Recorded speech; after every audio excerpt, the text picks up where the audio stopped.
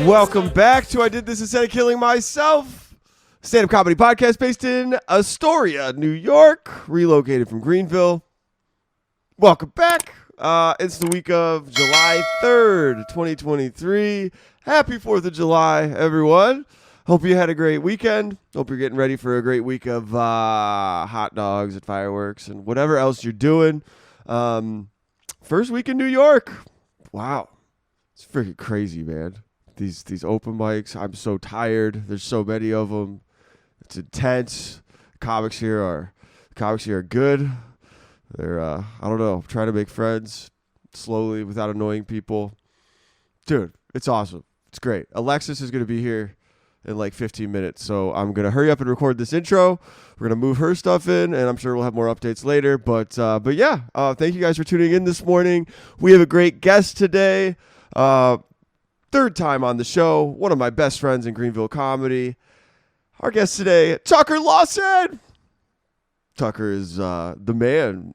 On this episode, we nerd out. If you are a nerd, you'll like this episode. Tucker is in law school. He's finishing up soon. We find out that Tucker is a duck. He's calm on the surface, but paddling a lot underneath.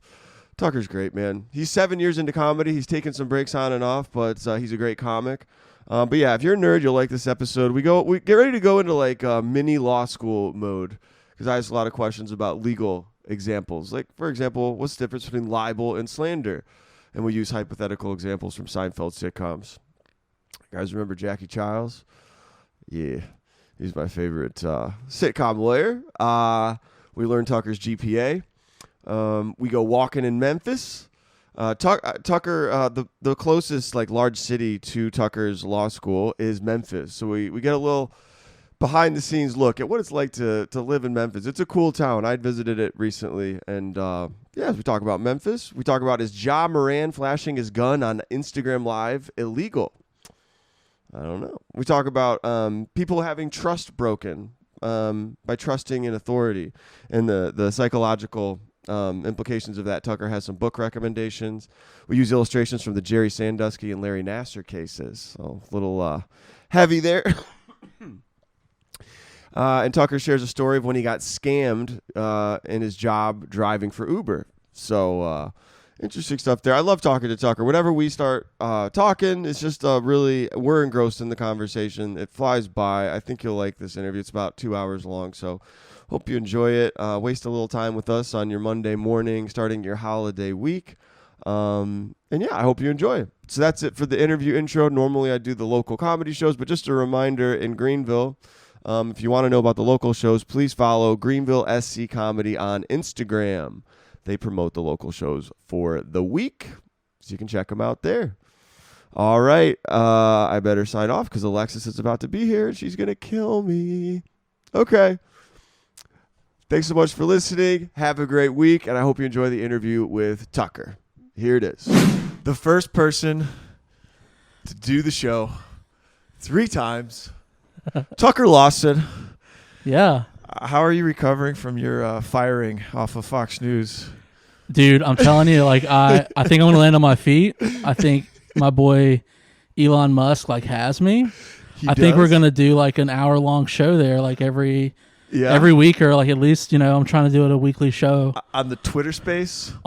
Twitter Spaces, like yeah, the presidential launch didn't go that well on Twitter Spaces, but we think that less people are probably going to show up to see me on Twitter, right? And it's I'm just like super excited to work with like Elon. He like does so much cool stuff, like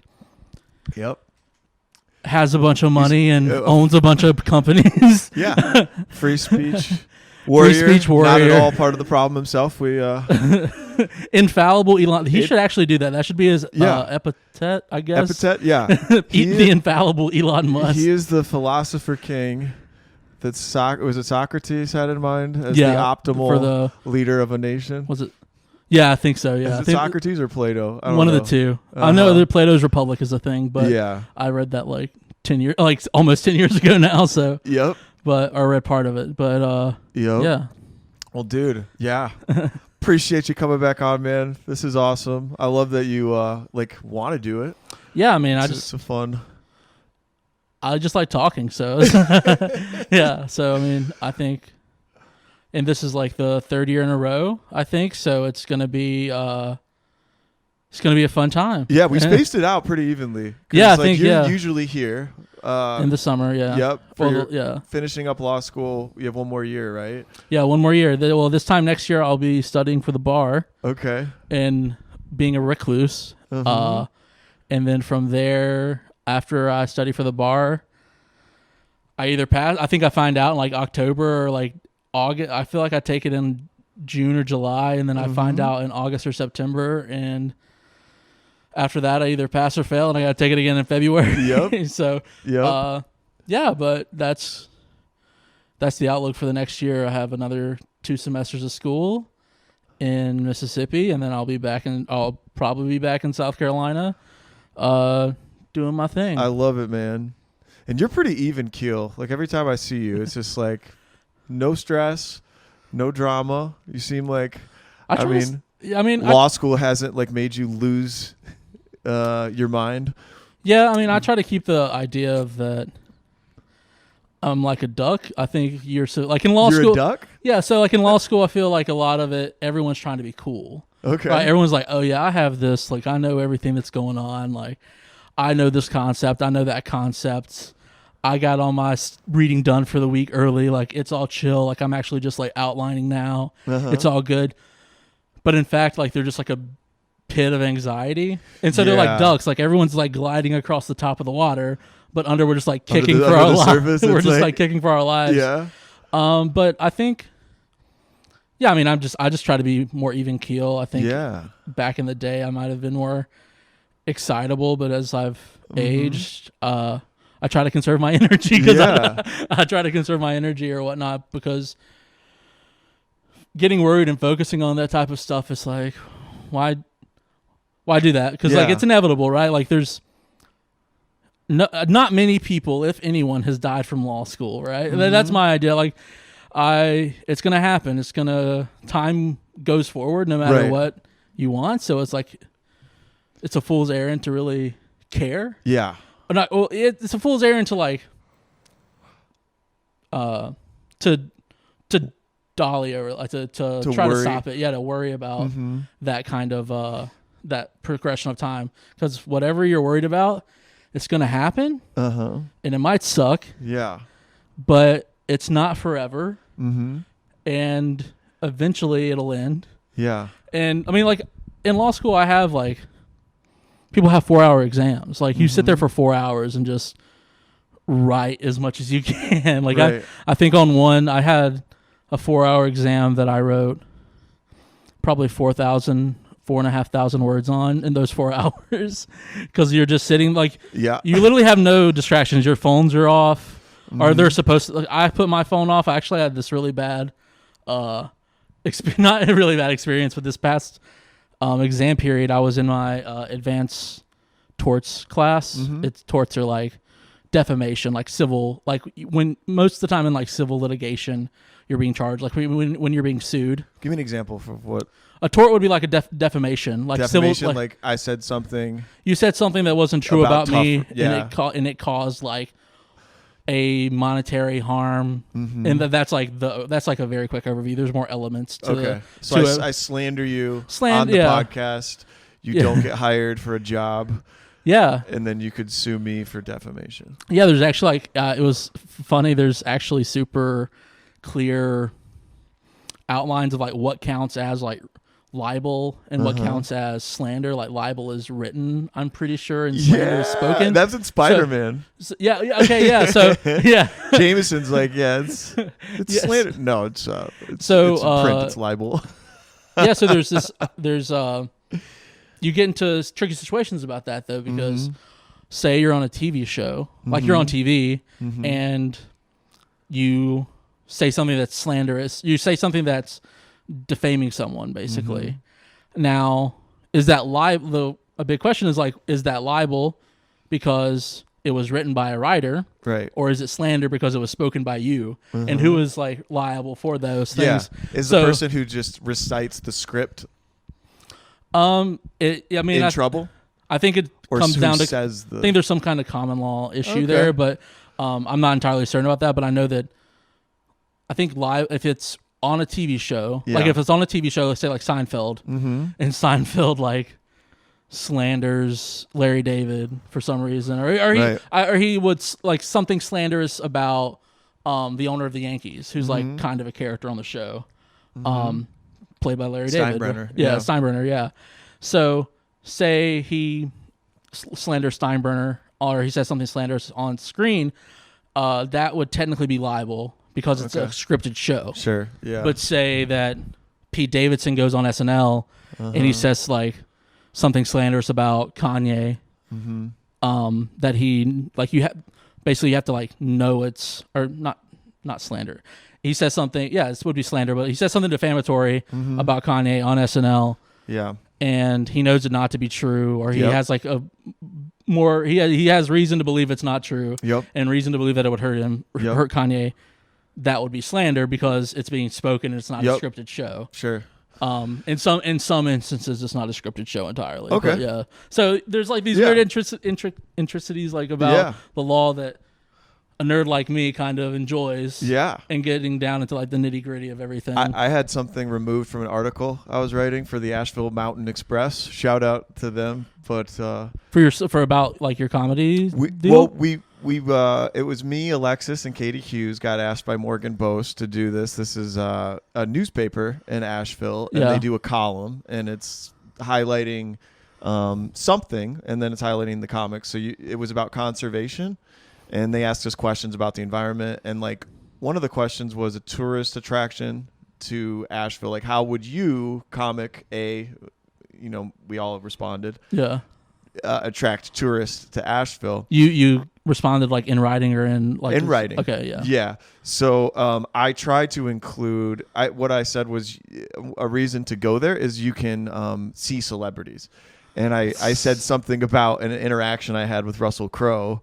And I think I don't know if I've told you this story before. In Asheville? Uh-huh. Russell Crowe it makes sense, I guess. Dude, I met him. It was a highlight of my life and I was so excited, but he my girlfriend at the time and me were at a music thing. We saw Russell Crowe, and I specifically was there to see him because I was like, we heard a rumor he was going to be there, and I saw him come in after a smoke break. And I don't know if this is slanderous, but whatever. Don't lock me up, Tucker. But we saw him, and I made eye contact with him as he was coming in, and I was drunk off wine, so. You were wine drunk, going up that Chardonnay. This was before I got sober. So I leaned in and shook his hand, and I was like, "Sir, it's so nice to meet you. Gladiator inspired my whole life." Oh my God! And then he looked at me, shook my hand because I didn't give him an option. I was like, "Ugh." And he looked at my girlfriend and he said, "She inspires me right now." Oh my God! I mean, that's like he could have certainly said worse things. Yeah, like he could have said worse things about your girlfriend. Honestly, right? He was complimenting her. I didn't take it as an offense. Okay, I was like, "Bro, you want to go hang out with my girlfriend?" And I love that. Let's go hang out. Gladiator inspired your life for what it did. Dude. David's like, I had a son. I killed him though. I raised him to 8 because of you, and then I killed my 8-year-old son. And I used to have a wife actually. Yeah, a whole vineyard and stuff. We were like giving it by. Yeah, they got Caesar or whatever. Raped and crucified by the Roman. Who's it? Yeah, I forget the king. Yeah, I forget the king that does it. No, it's the prince. It's Joaquin Phoenix. Joaquin Phoenix. Yeah, Joaquin Phoenix actually underappreciated actor. Joaquin Phoenix. Raped and murdered my family, or his guards did. So yeah, that really inspired me a lot. Yeah, but anyway, so you said this to the Asheville Times or what? With I didn't say the whole story. Yeah. I just said Russell Crowe hit on my girlfriend. That was the extent of it. You said this to the newspaper. I wrote it in there, and I said, yes, I tell everyone I know. Yes, I'm proud of it. No, he doesn't. No, he doesn't like me or something. I don't know. Yeah. I just something like funny like that. And they said, sorry, we had to remove that. Everything else got kept in. But they said because of defamation lawsuits, they could not include. That makes sense. I mean, yeah. That makes sense. And now I might be in trouble because I just said the whole story here. But I mean, no, I think that if that's allegedly, I don't know. No, yeah, just say allegedly. Like that's how. So that's how I perceive the situation, and you should be good. That no advice I give you. I was though, drunk. I don't really remember if that was exactly. Yeah, I just want to say that no advice I give you can like be considered legal advice. I think I'm supposed to say that before I give anyone like moderate. Like if I look something up for someone. But anyway, I like. Yeah. So So you had a nightmare situation. I had a nightmare situation in my exam, and people were there was some sort of a cop got shot in the lower part of Mississippi. Mm-hmm. This is a real story. This is a real story. Got shot in the arm like early in the morning. This was a 9 a.m. exam, mind you. They get shot or something in the arm, and the person is on the run with a gun. And they put out like not an Amber Alert, but like an alert statewide to our iPhones, and like I guess they did it to Androids too.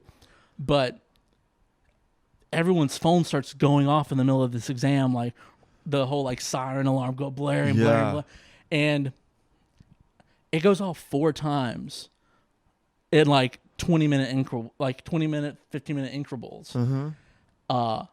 And no one's turned their phone. Like I turned my phone off, I put it in my bag. Like I don't even want to like. Right, but those alerts will supersede the. No, mine wasn't going off. Oh, yours wasn't. Okay. Mine wasn't going off. I don't know if like it's supposed to, but like mine was not going off at all. And I was like, how are you not turning your phone off before an exam? First off, I guess like people could have like things going on at home, but like literally everyone in the class almost had their phone on. I'm like, this is too much, people. Yeah.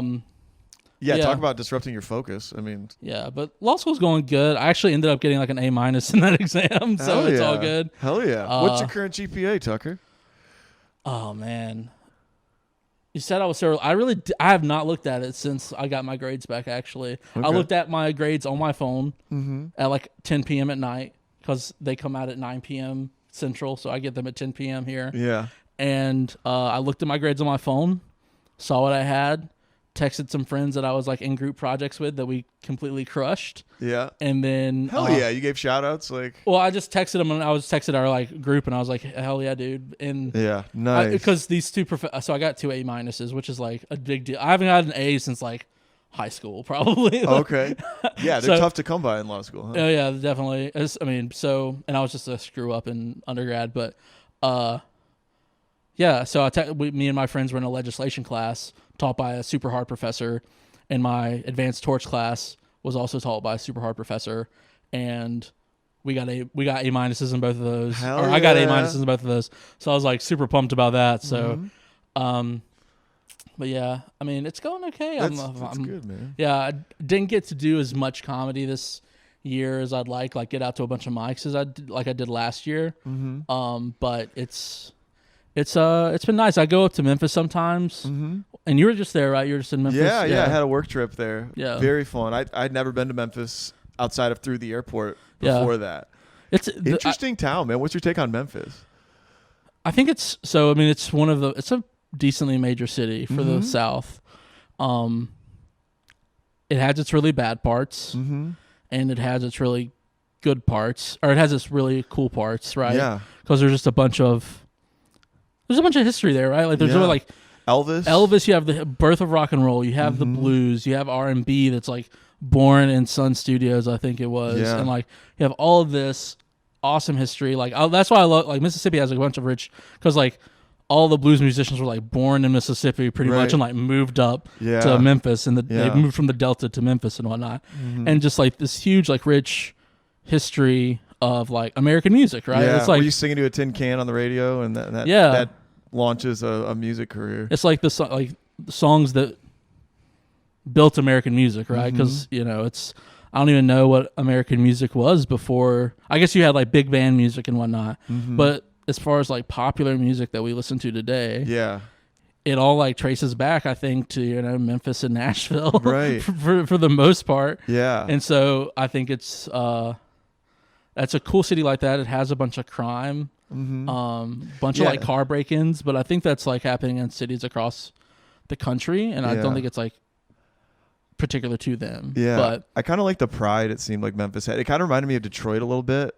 Like Detroit is kind of known as a pretty shitty city, but there's a lot of hometown Detroit pride. Yeah, and particularly their pride of like, we're not Nashville, like we're not touristy. We haven't sold out to that.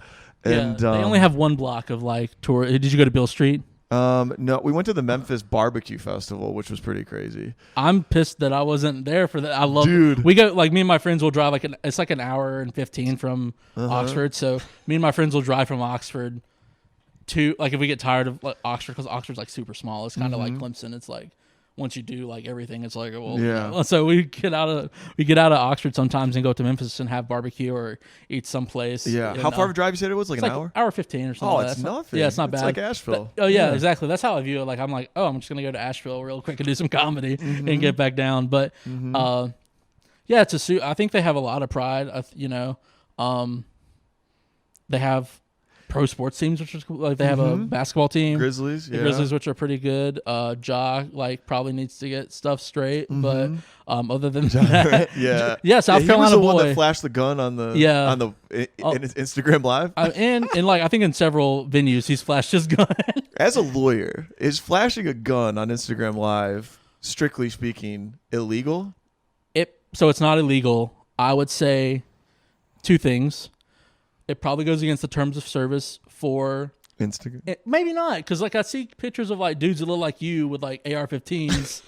Right, like if people like me and you, like if me and you get on Instagram with like AR-15s and like shoot like watermelons, it's a good time. It's a fun video. Yeah, and I guess it's just like the context was like Ja was doing it in like a provocative manner. Yeah, and he's already had like a history of these like semi like confrontational things with like 17-year-olds and NBA players. But so it could have broken like Instagram's terms of service, maybe because it was in a violent manner. It could be perceived as, and then it definitely probably violated some sort of character issue with an NBA contract that he probably has, and probably definitely with the Grizzlies that he has. Yeah, and probably goes against like his like NBA probation or well, you know what I mean? Like it's not a good look. Yeah, it's not a good look. Like there's these strings of events like of him doing these things, and I think a lot of it's like he's a South Carolina guy, and I think he kind of went to Murray State, which is not a huge school. I'm sure there's like a party scene there, and like he was like what 22, 21 maybe even younger. I don't know if he went all 4 years, but give me at 22 or 21 millions of dollars. Yeah, I'm probably gonna fall in with like a bad crowd. You might flash a gun on Instagram. Yeah, exactly. Like I'm gonna get home. I'm gonna get dudes that like roll with me everywhere. And some of them are gonna be like packing heat, but also like some like tough looking dude. You know, like tougher guy, like tough looking dudes. Yeah, that people aren't gonna like try to mess with me with. You know, so I think I mean, I love watching the Grizzlies. We haven't been to a game up there, but I do kind of like tune in when I'm in Mississippi when they're playing. Yeah. Have you seen the Memphis Redbirds? My friend is taking a date to the Memphis Redbirds. Yeah. And he said it's a decent park, but like the view of it's kind of crappy. Like from the, you know, you have like a nice view in downtown Greenville of like of like buildings and whatnot. Like he said, like it's just kind of like dilapidated. Yeah. Stuff in the back. It is. It's a cool stadium because that was our activity. So we went to the game for the Memphis Redbirds, and then we went to the barbecue festival right after. Cool. It was fun. It was kids day at the stadium. So like every class, every elementary school class in the city was there. Wow. And it was so funny because it felt like the kids were so excited to be in an environment where being loud was not punished. Yeah. And whenever the screen put up "make noise," they could read it. They lost their shit. So every time they put up "make noise," like they always do, it'd be like ah, like they were acting five pitches higher than like the normal crowd noise. They were acting like the lights went out in class. They were just like going ham in the state. Yeah. It was really a fun time. Yeah, that's what like downtown Memphis is like where to go. Like outside of downtown. If you're going, I'd be super careful. Yeah. Just like in my experience, not that I've like really spent that much time there, but I've definitely driven through places there. There's actually one of the bars that we do stand up at. Oh, you do stand up in Memphis? Yeah, so I just said that. Are you not listening? You're a terrible host. I'm sorry. You're a terrible host. I'm sorry. I thought you mentioned you go up to Asheville and do it, and then you. No. I'm saying that like when I go to Memphis, it's like an hour 15 away. Okay. You're just bad at like retention of information. You're right. I'm pissed I didn't know this because at that time, like I could have maybe gone out that night and tried to find a mic. Yeah, I mean, Cody Hughes, friend of the pod, Cody Hughes. He introduced me to a dude on Facebook, Charlie.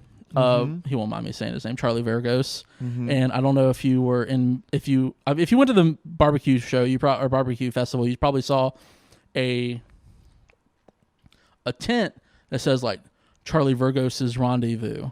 Okay. It's a super like. There were a billion tents, so I didn't see. Oh yeah, of course. But. I mean, yeah, but Charlie Virgos's Rendezvous is a very storied, like historical barbecue restaurant. Okay. In Memphis, it's like it's down an alley. You have to walk down an alley, and yeah, you go down these sets of stairs. It's always packed, and you go down these sets of stairs. Great barbecue, like amazing barbecue. Yeah. Yeah, they had it set up for us.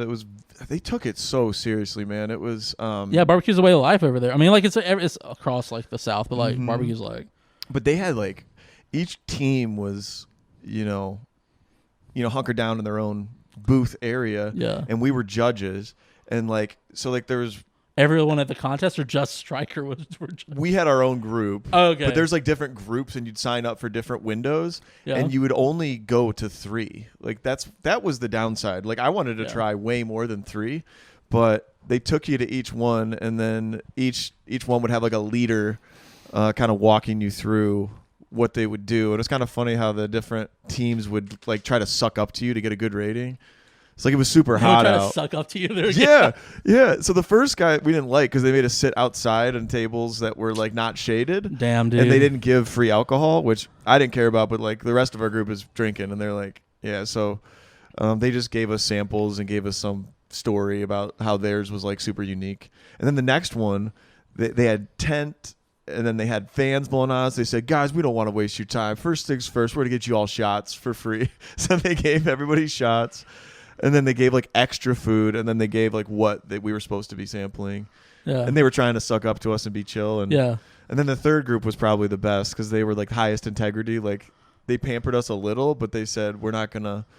This isn't a dog and pony show. We're just gonna We're gonna let the. But they didn't put sauce on it. They're like, we believe they did sauceless Q. Sauceless Q. Oh my gosh! And they said we believe in the integrity of the meat itself, the smoke, the rub, bro. That's what I'm talking about. That's what I was most impressed by the third one. And I think I voted for them. But I think our group was split. I think half you don't remember their names. Let's go over the ones that gave us free booze, dude.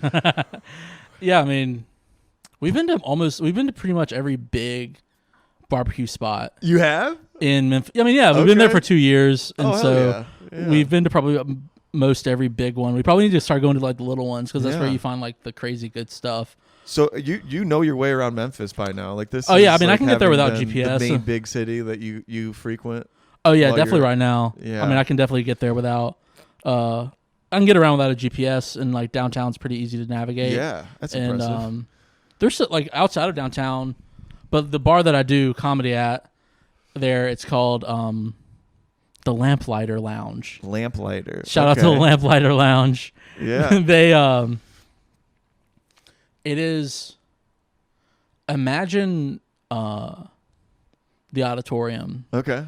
But low budget as possible, right? Because like the odd's pretty low budget. No, yeah, but the auditorium is like very like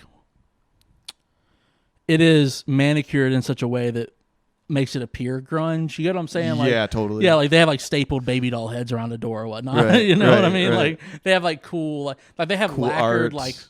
they have like lacquered porno playing cards for the bar or whatnot. Yeah. It's curated to what it. Yeah, it's curated. Yeah, and they have like nice, like tasteful, like art on the walls as far as like actual murals that have been painted and whatnot. Yeah, the Odd Tuesdays at 9. Yeah, it's great in Asheville. James Harrod. If you want to hit that up. Cody Hughes, another friend of the pod, or again friend of the pod, is hosting it tonight. I think I saw. Is that. he? Yeah, he's hosting that tonight. Yeah, which is pretty cool. But so in this place, it's most of the decorations are like stapled to the wall or stuck with like Scotch tape. There's a cutout of James Dean, and then some like random like Bud Light or Budweiser woman like cutout stapled. I can picture this. Yeah, and it's like super. More white trash. No. It's super grungy, like punk. It's a very punk, like grunge type. Almost bordering on crust punk. Do you know what crust punk is? No. Crust punk is like where you walk by someone in Asheville and they're like, have like they look really dirty and they have like a jean jacket with like bobby pins all over it. Yeah, and, like, weird, like, you know, they just crust punks are like like that, but they're very like. You feel kind of dirty when you walk in there. So it's just really, I mean, I'll say that, like, you can tell by the way I look, I'm like very straight laced. People that are watching people watch it, right? People still watch it. Yeah, people watch it. So I think. So you can tell, like, I keep my hair pretty trimmed, and then I'm a straight laced dude. I go in there and it's like, wow, this is pretty wild. The door to like the performance space is just a piece of plywood. Okay. So there is a performance space. There's a performance space. Like at the Odd. Yeah. It's separate from the bar. Okay.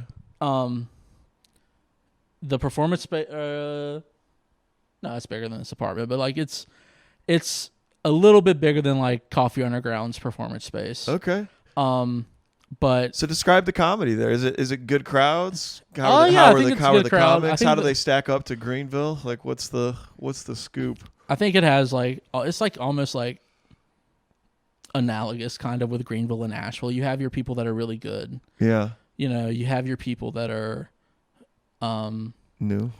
You have your people that are like middling, like you know, you're like kind of like your me and yous that have been doing it for a while that are like, we are right before the main act most of the time. Like we might luck out and get a headline or like whatnot, but like pretty decent. Yeah, middle exactly. Of the road type And then you have your people that are there that are like borderline like maniacs. You know what I mean? Like people that insane. are people that are like trying to use like comedy to medicate themselves, or like they need to be medicated because they think comedy is like what they need to be doing or something. Right. So, which I mean can make good comedians. I mean, I'm not gonna say, but so it's a mix of all. I mean, they have like conservative people that go up and then they have, of course, like super liberal people that go up there because it's more of like a punk bar. Yeah, that's cool. They got a mix. Yeah, I mean, I will say that it's like more diverse because it's Memphis. So there's like a higher like black population in Memphis. So there's going to be like a lot of more black comedians. This room, like I would say, is like a more a wider room that I've been to in Memphis. I've been to rooms that are much more like what you would stereotypically call like a black room. Kind of. Sure. So like I guess like the Apollo is what people might be the most like accessible example for people. Yeah. Isn't that crazy? I went to I can't remember what I told you. I went to Denver a while back and just went to a mic. And you go up? Is that okay. Yeah, I went up. There was probably big list of comics too. I mean, there was probably like 25, 30 people on the list. Yeah. And the weird thing to me, and it's similar to kind of what you're describing, like it being analogous to other scenes. Yeah. And like it was almost like analogous means similar for the like people that didn't go to like college, or the people that didn't take the SAT. For the idiots out there. Dumb. I'm just kidding. No. So people get on me sometimes. Like that happened. I said like for your big words. Yeah, I said like disarticulated last night or something like that. And people were like, "What does that even mean?" I was like, "Dude, I don't know." Like, you say it on stage? No. I said it like before. Oh, this is just comics. No, yeah, it was comics. So they were shitting on me because I used like a word that's more than two syllables. Yeah, anyway, I'll use analogous. Yeah. But anyway, so yeah. So they're similar, and I don't know what I was expecting. I was expecting there to be starker differences, bigger differences between the two.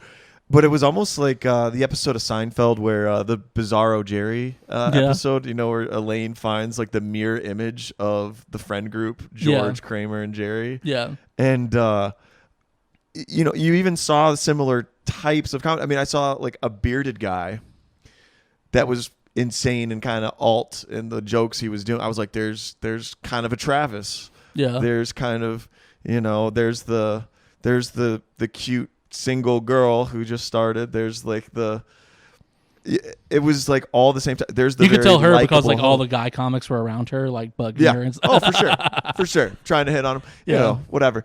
And I was like, you know, it's the same thing, just manifesting in different parts of the country. Like there's not, which kind of is depressing in a way. I like to feel like our scene is like, you know, special and the people here are unique and stuff. They are, but like they're still doing the same sport of open mic comedy, and it's kind of like, I don't know, I kind of equated it to like playing a team in a different conference. Yeah, it's the same plays. Everyone's doing a wing. Everyone's everybody's got a wing tee. Yeah, everyone has like a bulldog play and everyone has like a flea flicker. Yeah, you some know, people like run the spread, but they're still playing football. It's the same. Yeah, and every team has like their je ne sais quoi, right? Like every team has like you have your running teams, you have your throwing teams, you have your teams that can do like both and just kill you. Have your teams that suck. Your defensive teams, yeah. So I mean, yeah. You have your teams that like shouldn't even be like shouldn't even be. Yeah, they should just disband. Yeah. But I guess it's comforting in a way that it's the same because like if it wasn't similar in any respect, then like you couldn't go to another place and continue to do the thing. Definitely you have to adapt, I guess, and and funny's funny, right? I think funny is funny, and I think that most people everywhere are gonna like find the same things funny because the way that we're experiencing the world now, like in a globalized sense, like you can make jokes about any. Like I can go from here in South Carolina and make like a joke on stage in London, and as long as I do it in the correct way, but the content of the joke is the same. Yeah, people are gonna think it's funny for sure. Does everything you do here work in Memphis? Pretty similar. Oh yeah, I mean, I don't really do many Greenville centric jokes, but like, I would say like everything that I do in Greenville works in Memphis. I think that even here, I think that, and I don't know, you probably do this more than me, but or maybe you do. I'm not gonna prescribe that to you, but you like cater what you're saying. You cater your jokes to the room, right? Like there are jokes that I do at Coffee Underground that I would like never put on stage at the Comedy Zone because it's a different crowd at the Comedy Zone, one, and two, it's like that's more of a stakes of failure are higher to me at the Comedy Zone. If like the joke doesn't work. The stage is raised up 3 feet, and that increases the stakes. Yeah, no, but there is some sort of like feeling of like, this is the Laugh Factory, right? Like this is like this is our comedy cellar, or this is like the big leagues kind of, which is it's still just a still just a mic kind of, but it feels so much more important because you have a logo behind you that says Comedy Zone, and that feels like official, right? Yeah, for sure. And I would never put like stuff that there are jokes that I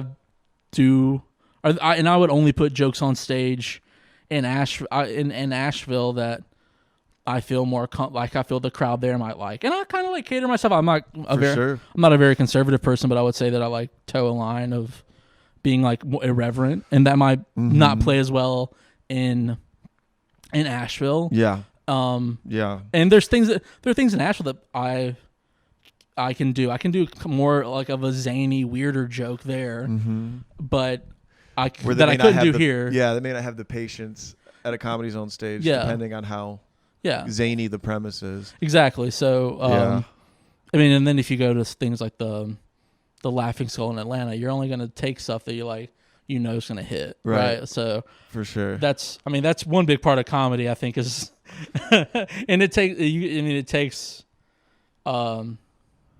someone to learn, right? Like it takes like you a year or so to learn, like to get a more discerning taste of your own jokes, be, is this joke working, or if it's not, how can I make it work, or should I just only do this joke in one room and not try to force it down the throats of someone who of a crowd who's like not feeling it, like who I know won't feel it because there's a certain type of person who comes to this show for sure and not so I think that's like part of comedy is like learning. But then again, I feel like some comics would say, "Funny's funny. I'm going to do it." We have friends like that are like, "I'm going to do what I want to do wherever I want to do it." And you know what? Those comics, some of them kill. Yeah. And they're better comics than me and you, I would say. Yeah. But some of them are also like, I don't know, buddy. Like maybe you should like rethink your play strategy. Totally, dude. Totally. I'm actually trying personally to shift into that where I'm like, fuck the stage. I'm doing what I want, and it's hard, dude. I have bombed like pretty hard at Odd. Oh, I've seen it. No, I'm playing. Yeah, you're good. No, we all bomb. Sure. We all bomb. So no, 100%. But like, because I kind of used to be like, okay, I'm gonna take stuff that's pretty ready, and it'd be fine. Yeah. But I'm like, I'm kind of more so like, okay, if I got something out of it at Coffee on a Monday, I'm gonna try and take it to the Odd, and I've gotten burned because it's just like you don't have the same. maybe friendly. You'll at least people get don't know you noise there, from right? the back of the room from the comics. Oh, And from that the comics, can yeah. kind of help cascade forward and make the joke kind of. And I still like it, man. I still like risking bombing and trying something. There's a certain rush, right? Because like it's like Thelma and Louise like skidding right at the end before they go over it. I'm going. Well, yeah, it's like as a comic, you're just like you're telling these jokes. Like you can feel yourself slipping on stage. Like if you're after you've been doing it for a while, you can feel yourself like these people are not. And if you lose screwing confidence, with me. Yeah, exactly. You can let it affect your physiology, and your face starts to flutter, and then you're. Yeah, so as soon as they tell you're nervous, you're like, yeah, exactly. It's over. Yeah, and dang, I had this really good like point to make about that, trying new material in a room that's maybe not. Yeah, I mean, I think there's something to. I used to do that too, and I still do that to some extent. That like, I've been doing newer jokes here, since I've got back, and if it gets an okay laugh at Underground, I do want to go try it in Nashville because it's like, can I try this now? You have to try it, all right? Like, you have to like say like, let me go do this at the Odd, or let me go. And it's weird, like even in a town like Asheville, like the Odd and Asheville Music Hall are totally different spots to go to. 100%. And I know some comics that won't do the Odd because it's tough.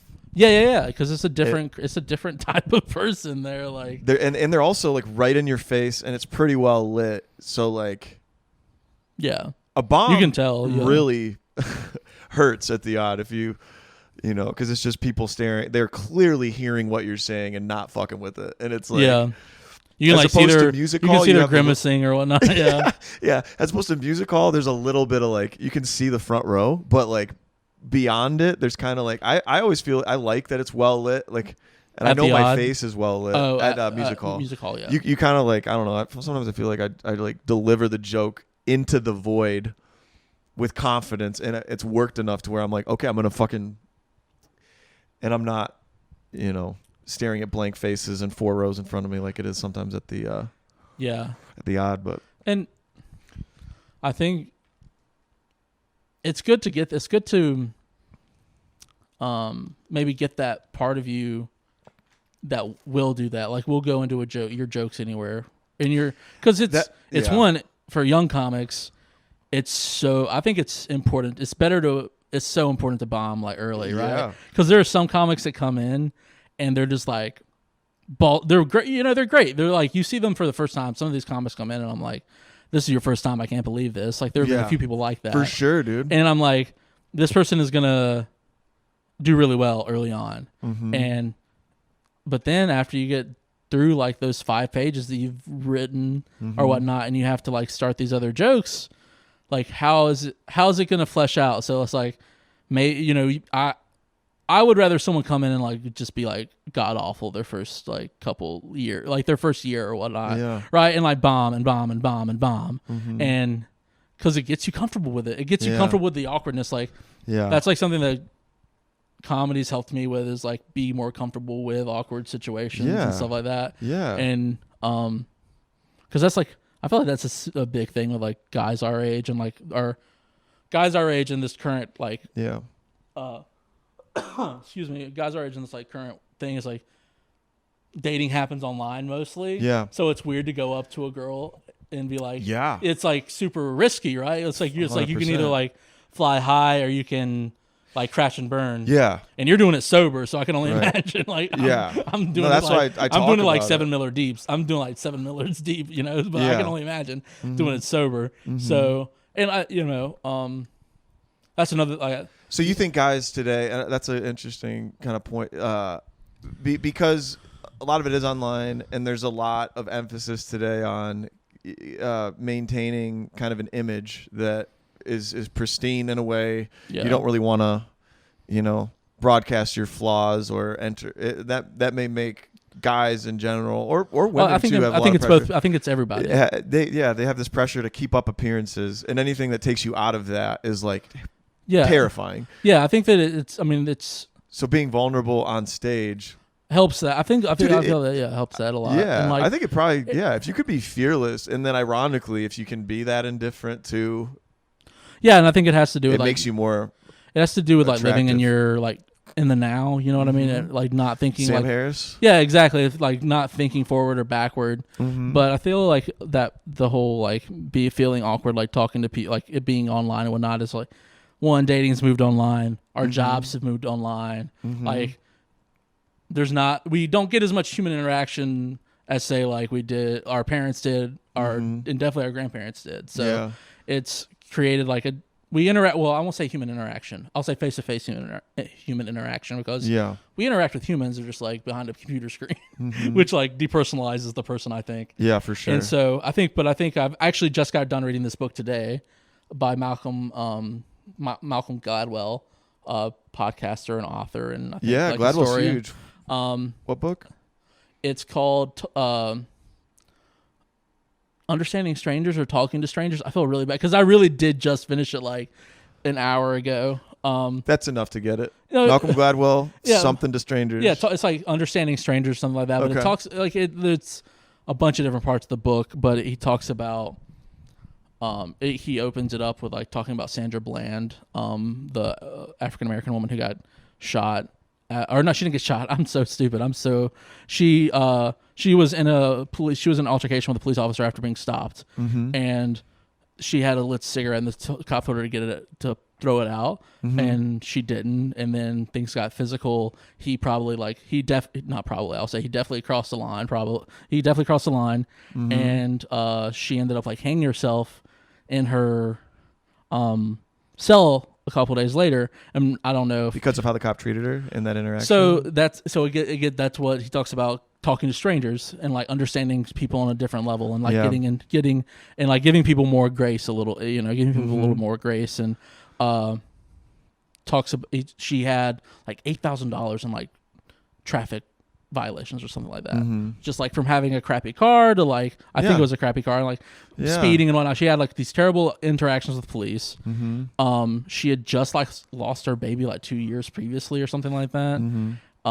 This other stuff was happening. She had moved from like Chicago or Illinois or Indiana maybe to Texas, like East Texas, Plainview State, and she felt nervous, and like the cop read like her nervousness, her like fidgetiness, and like she had just been in like Plainview, Texas, like a day and a half or something like that.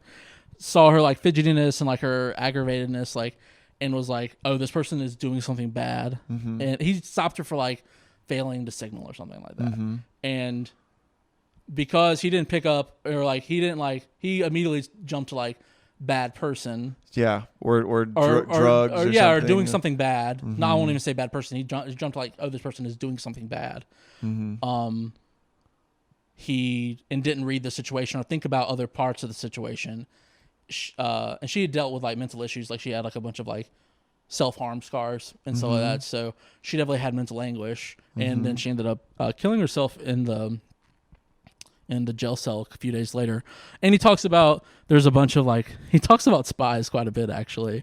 Talks about spies and how there were a few instances. There was a defector from Cuba in like I won't try to ascribe like a decade, but defected from Cuba to America, and he comes to the embassy.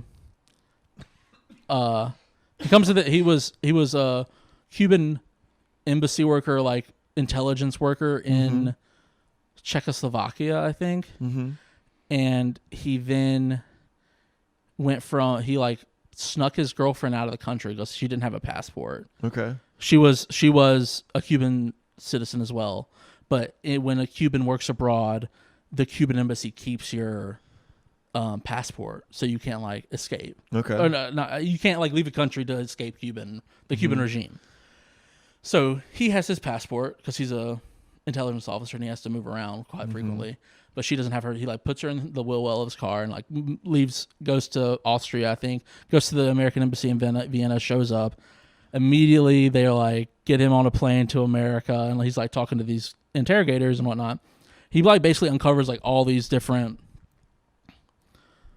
basically every agent, every like secret agent that America thought they had in Cuba. Mm-hmm. The Cubans had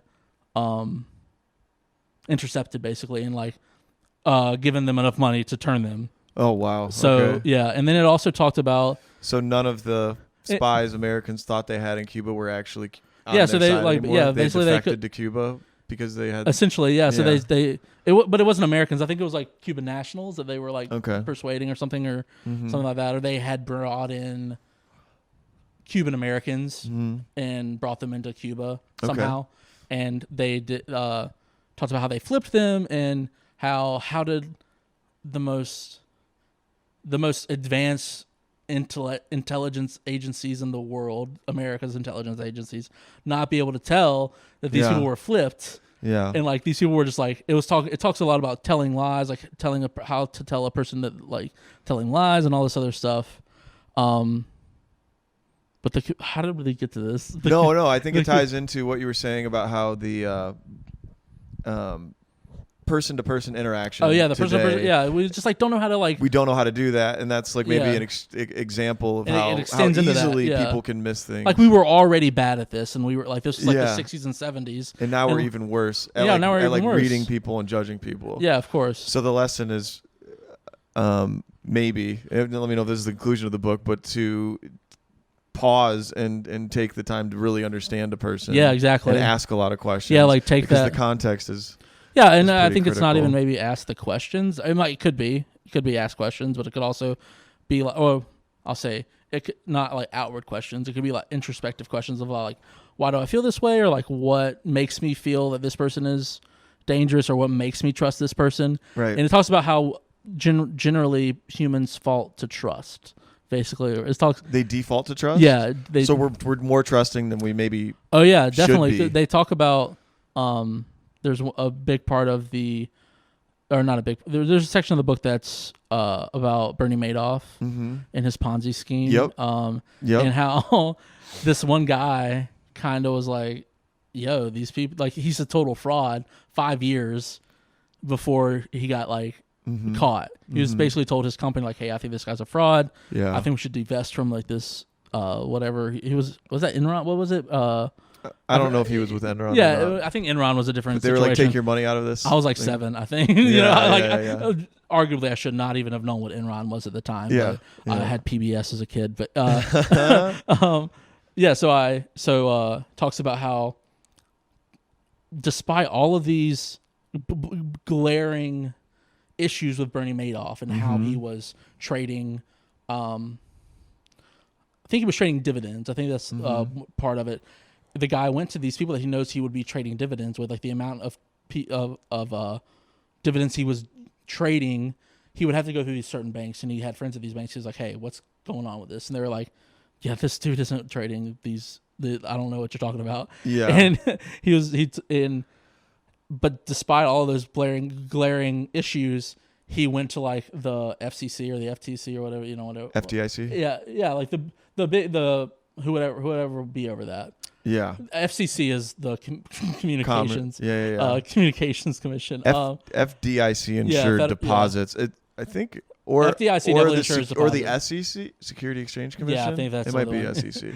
I'm gonna work in government, everyone. Yeah, dude. No, but I know all about the. I'm just kidding. That could be totally wrong. Somebody. I think it is the SEC, but he goes to this advisory board and he's like, "Yo, check this dude out." Yeah. And they're like, whatever. We don't give a damn. Like, what do you do? Like, and basically, all these people They were didn't giving. even look into it.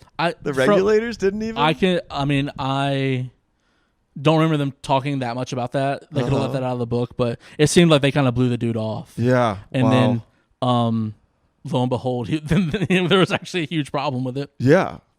And so it talks about like these people that feel so trusting to this dude and giving their money despite all of these like terrible things that are going on. It talks about there's like a test there's like a study where people were. It's like me and you. Like it was a person. You would be like, "Hey, do you want to go take this like trivia quiz for like $200 to get $200 if you get every question right?" Yeah. Take you into this room. No, I'm sorry. It is It was the person that was being tested knew that they were taking a psychological test. Okay. Knew that they were going to be part of a psychological study. Keep that in mind. So they go into this room and they're told, you have a partner here. You and this partner are part of this study. We want you to answer all of these trivia questions, and we'll pay you if you get this amount right.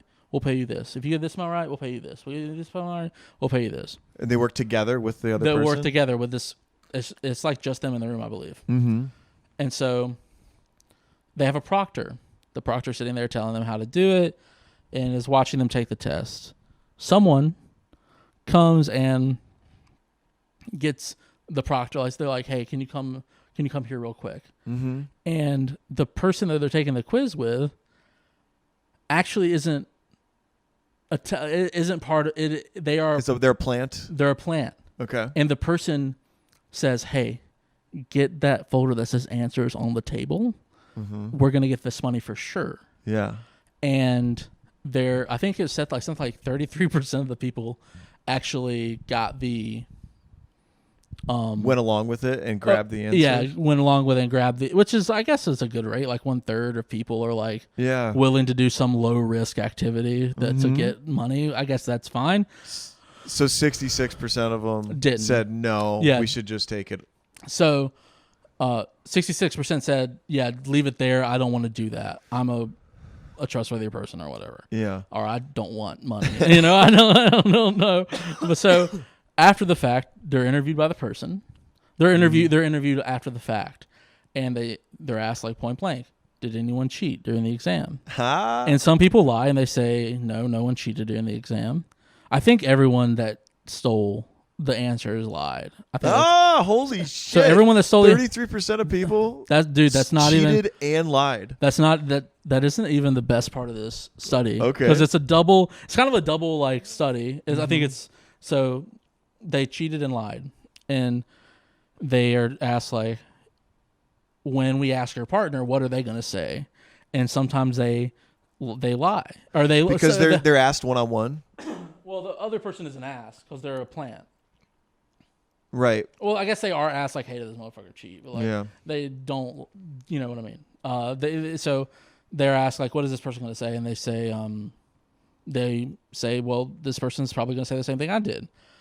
So some people aren't good liars, right? So like so they have certain tells or whatnot.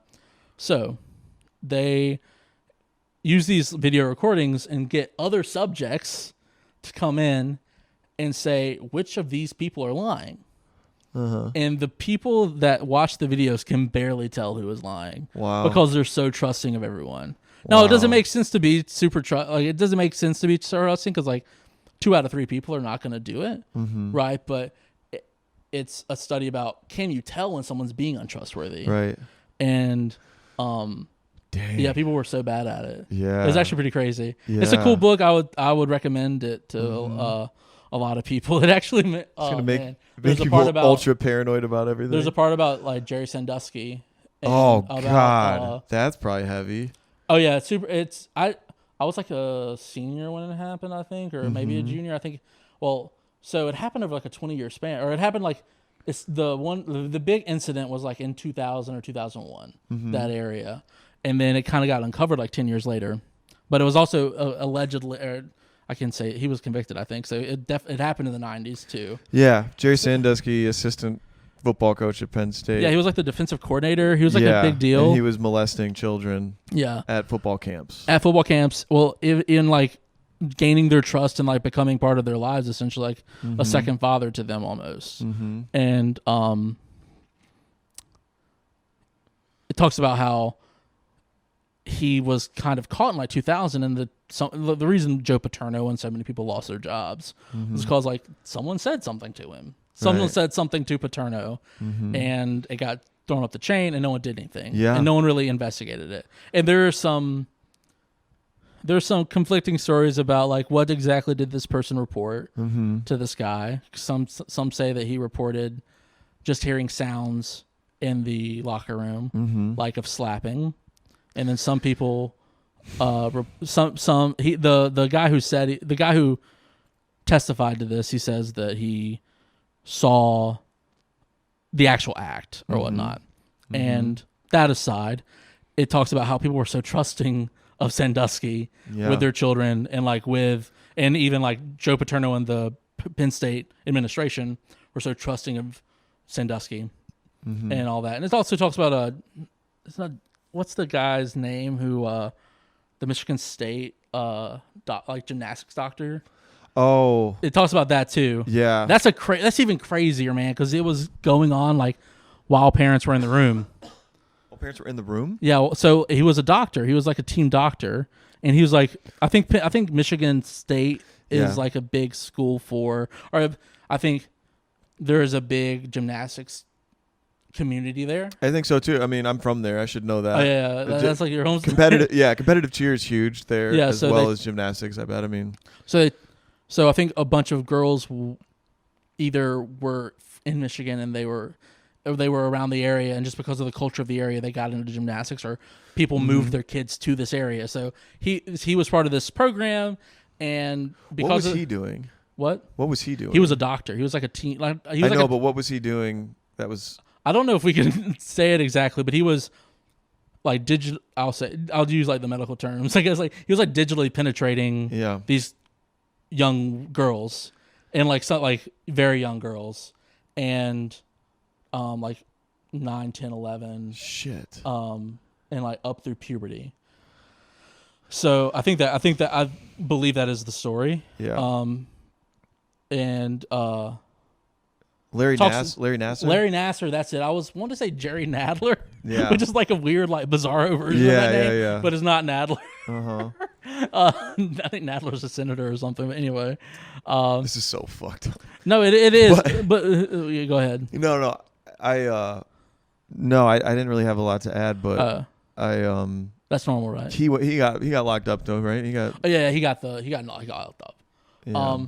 But it talks about how people, like, parents were in the room during these exams. And so I want to say that is like so apparently there is a exam or a technique where doing that relieves some sort of back pain, or like helps align the spine better for this. But Nadler was doing it like at such frequent intervals and across so many cases, across so many like young women, that it was an issue. And like was not asking for consent to do it either, which is a big deal like in the medical industry, as well as like just digitally penetrating on your own time. So I mean, it speaks to like two things: the trusting of the parents, as well as the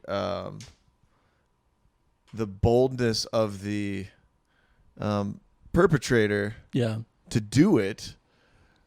Like, to just be so willfully blind to the possibility of even being caught. It's like, what are you thinking? I get, I mean, that's part of the thing. It's like he knows he has these people's trust, right? Like he knows he has these people's trust. Yeah, but it's the worst part of humanity, really. Yeah, definitely. I mean, yeah. But I didn't know this until yesterday while I was listening to this book. I'm listening to this part about Jerry Sandusky. And Jerry Sandusky has a autobiography that came out in like 2001 or 2002 or something like that. Okay. The name of this autobiography is Touched, the Jerry Sandusky story. Hand to God, I looked it up. I did not believe it. I was like, this is made up. This is fake news. Dude. Looked it up. This is the name of this. That's almost like a cry for help from him to want to be caught. He's like, I'm that. telling you. Yeah. Literally. Yeah, it's like two options. It's like it's like a cry for help, or like, I'm just so bold.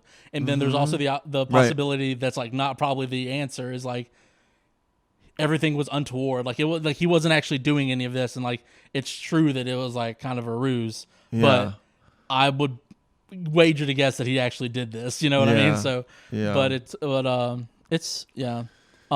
that's fucked up. But yeah. All that to say, like, I don't know, at today's age of social media and, less human interaction, like, we may be even more prone to being victims of stuff like that, I guess. There are people with our inability to connect read people, I mean, perceive true intentions. It's not like completely the same thing, but like old people are tricked by scam callers all the time, right? Mm-hmm. Like they're, they're in, I think it's called like, oh gosh, I cannot believe it's called human engineering or something like that, where there's people that just like are so like they do it over and over again, and eventually like someone's going to be the mark, right? And some people are really good at like some people use that for like fun things, like I'm just gonna ask to get like a free room at this hotel or something like that. Like, eventually someone's gonna do it, or like I'm gonna ask for a free upgrade from this like stewardess or whatnot, and someone's gonna do it. Those are fun. There's things that like fleece old people out of like tens of thousands of dollars. You ever been scammed by anything? So I actually do have I actually do have a really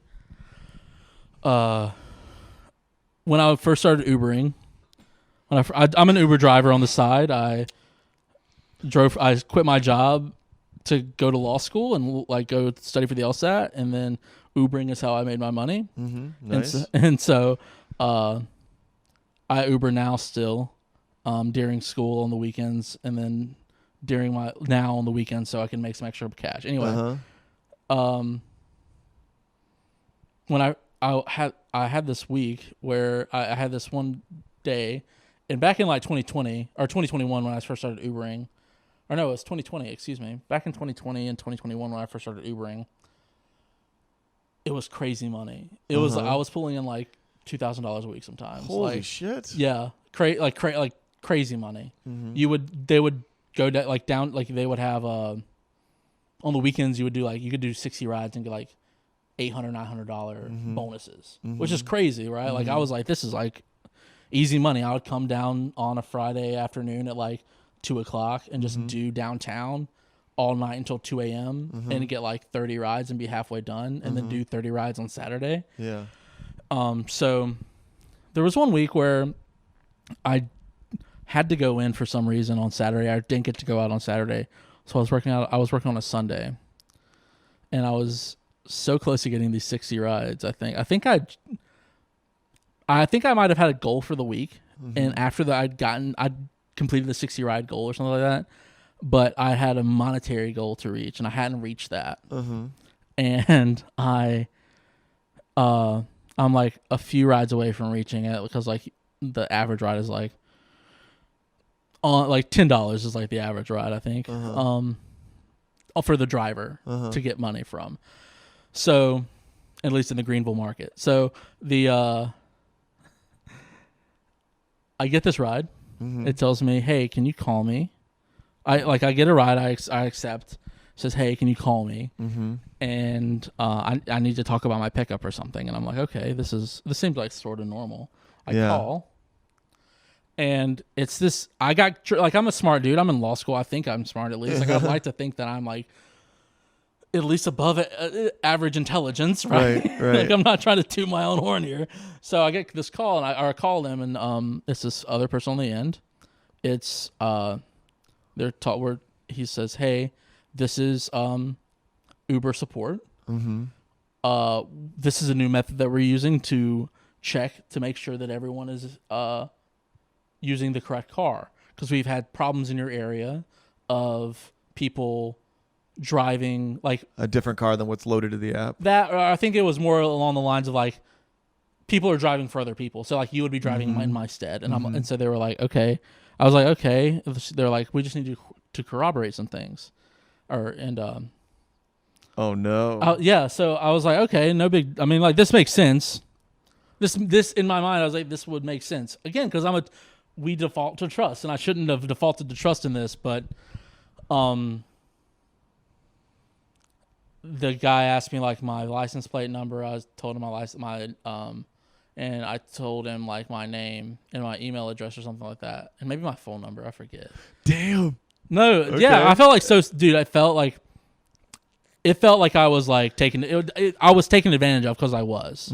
I was like completely taken advantage of. So it happens. I remember like the road that I was on when I started to call. Like I was up above where Jones Barbecue is now or whatnot. Yeah, like on that road, like Buncombe Street coming toward downtown. Mm-hmm. So I get this call. I get it, and I like go through all these steps, and then click. They hang up, and then I'm like, what the? I like try to reload, and I try to like look on my app. I've been locked out of my app completely, and I immediately know like something is terribly wrong. So I'm like, I'm like you said earlier, like I'm a pretty even kill person, and I think I might be even kill because I like just like repress a bunch of shit, and so like I completely fall off. I completely just go fly off the handle. I'm like cursing. I'm like punching my steering wheel and shit. Like just fucking going off on this, and I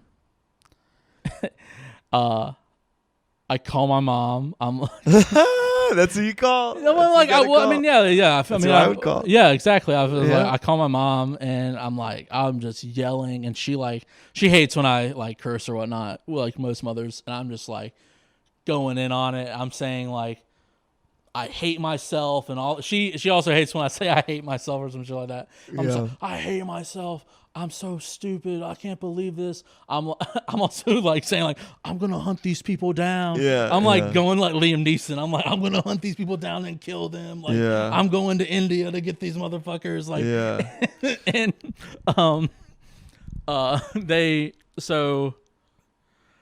I was like I had $1,800 like ready to like transfer out of my account, which is like. That's a lot. That's like more than some people make in a month. Like I would say like that's probably like right at maybe the like right below median income maybe in the country. Like like if you're making $1,800 a month, you're living above the poverty level. I think so. It's like I was, and that was for a whole week, and I was I was like mad as hell. Yeah. But I calmed down. I contact Uber. I think I contacted Uber the next morning because it was like. Uber's this like tech company that's not like 24-hour service or like something like that's weird anyway. So I call them the next morning and they like get me all squared away, and I have to like prove to these people that you are not. That I am who I am again. And so I'm already feeling like kind of like raw that I don't want to tell these people other information, and I'm like, God. And so but I get my money back. I get my money back. Like I was worried. The worst thing I was worried about is like not getting that money. Yeah. And because I was living like I was saving up for law school and like having to pay off debt I had here and paying off my car, and like if I didn't get that money that week I wouldn't be able to Uber as much the next week and like all this other stuff. And so I was most worried about the money, and I was worried like, oh, Uber's not going to care, like they're like it's a like they don't care about their drivers or whatnot, like they're going to they're not going to give me my money back. They're just going to say tough titties and like throw me to the wolves. Thankfully, they didn't say that. They stepped up. Thank you, Daddy Uber. You are a merciful God. But so I got the money back, and it was all okay. But like I was so trusting in that moment, and like I felt super. I just like I said, I hold myself to be like an above average. Intelligence person. It can happen to anybody. And I was just like, I can't believe this happened. Like it's so like I was so perturbed. And then I had like a cop called. Like I had, because it was over like $1,100 or something like that. I had to go and make a police report. Yeah, like write out a police report. So I'm just like reliving my trauma like over and over, writing this out. Yeah, and a cop calls me. And it ends up being my friend's dad from like Boy Scouts, and I'm just like, yeah, man, I just really messed up. He's like, this happens all the time. Like it says the numbers from Texas, they're probably not from Texas. Like he's like, actually, you wouldn't believe it, but like a lot of these things do come out of Texas because like so many people live there. But yeah, dude, it's you drive for I drove for Uber. I drove for Lyft before. Never had any scam issues like that. I mean, I did it in Atlanta, and Atlanta was a great market. But were you doing it? You weren't doing it full time. No, I was doing it at night because I didn't have comedy as a hobby on the side. So, yeah, but yeah, man, it's you really missed out of like not doing comedy while you lived in Atlanta. What's that? You really missed out. Yeah, no shit. It's one of my biggest. I wasn't even aware that open mic comedy was that much of a thing. Oh yeah, I mean Atlanta's like probably It's probably like the 4th biggest city to do it, or maybe the 5th now with Austin. Yeah. I was there I don't for know. 4 years. Yeah, I mean, 4 full years. it's such a big doing jack shit at night. I think it's such a big besides market drinking. because of like TBS and all those like things being stationed there. I think it makes it and a lot of like movies are filmed there, so you can like go on auditions and do commercials and stuff like that. So I think that's like it's a big Tyler big market. Perry's studios down there. Yeah, I think. I mean, you want to be in good movies, right? Yeah. Hey, I'll be in a Tyler Perry movie. No, yeah, I guess you can't be discerning I'll be when you're at that level If of they your need a white career. guy, you know, throw me in there, dude. You know what? I don't think Make me. I don't think I've ever seen a white dude like as a.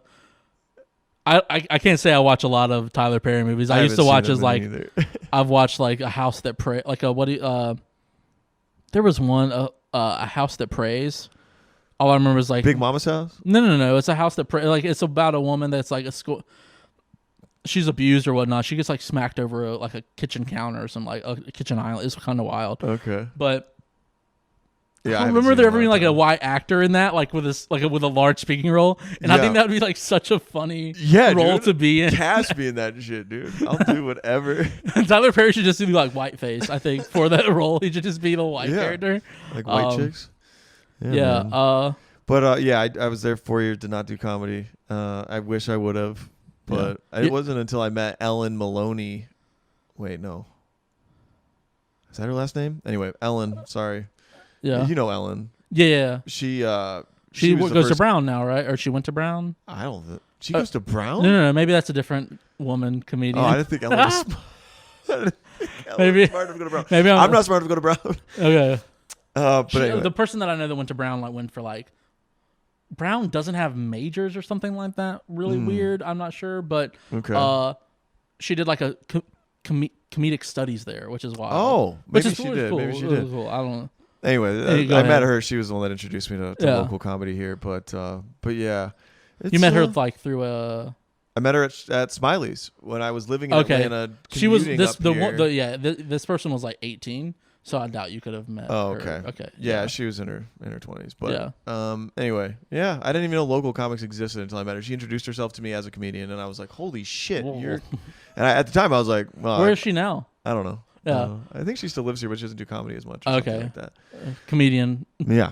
I'm a comedian, I'm a but comedian. I don't do it anymore. Thank God. Yeah, maybe more of us should be like introducing ourselves as comedians to I don't inspire know, dude. others. But I don't usually. I'm just. I like, think I've only made I'm a enough. guy. I think I've only made enough money through comedy to like buy maybe a PS5. Yeah. Like not even That's a game, about- not even a game like Yeah. with it, but just the Yeah. console. I think so too, and the only reason I could count that is because I count DJing at the Comedy Zone as comedy income, which is Okay. like $20-$30 a shot depending cool. on the night, and Yeah. so you're just like, yeah.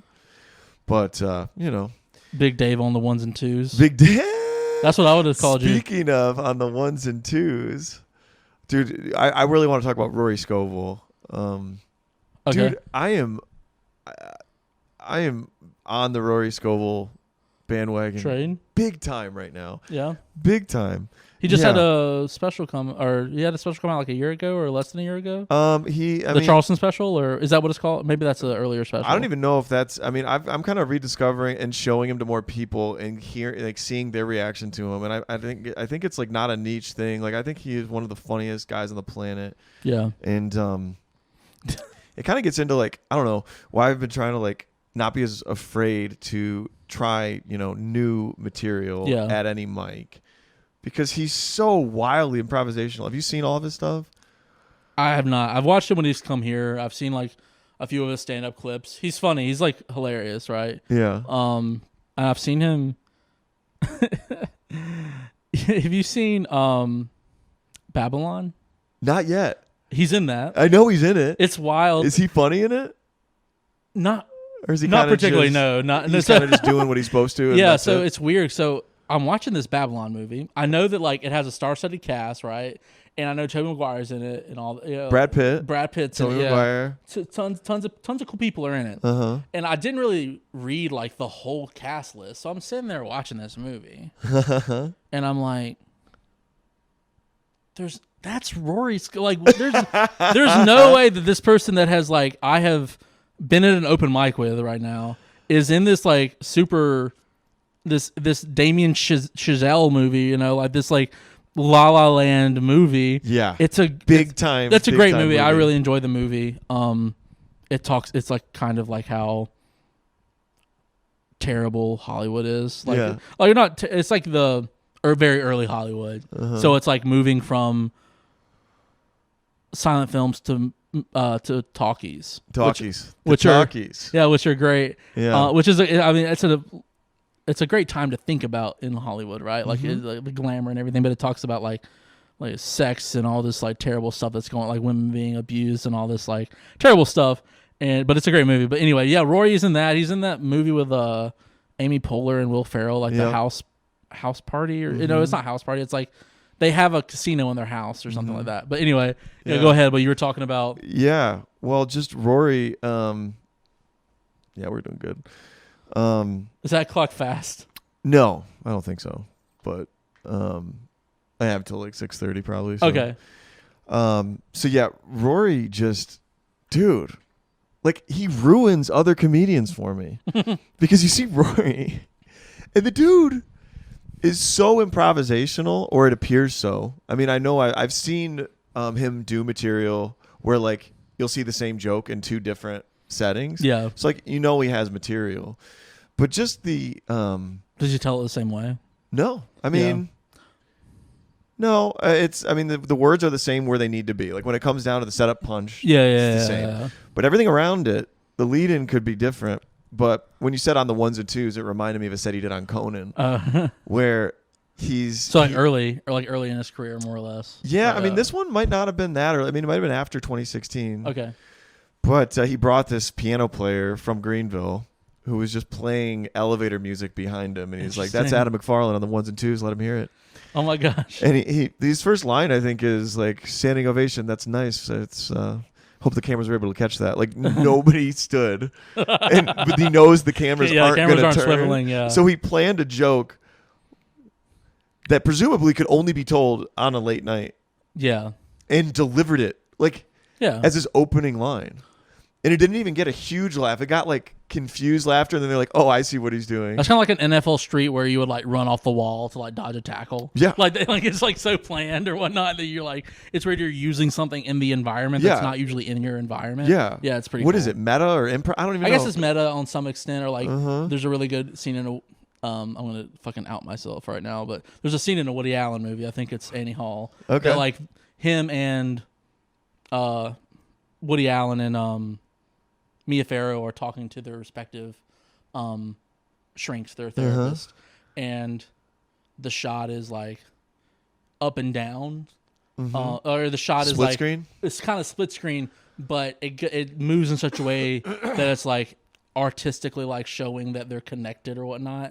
It's a good shot. Like all the terrible shit that he did aside, right? Not aside. He's a good filmmaker. I understand that he's a terrible person, right?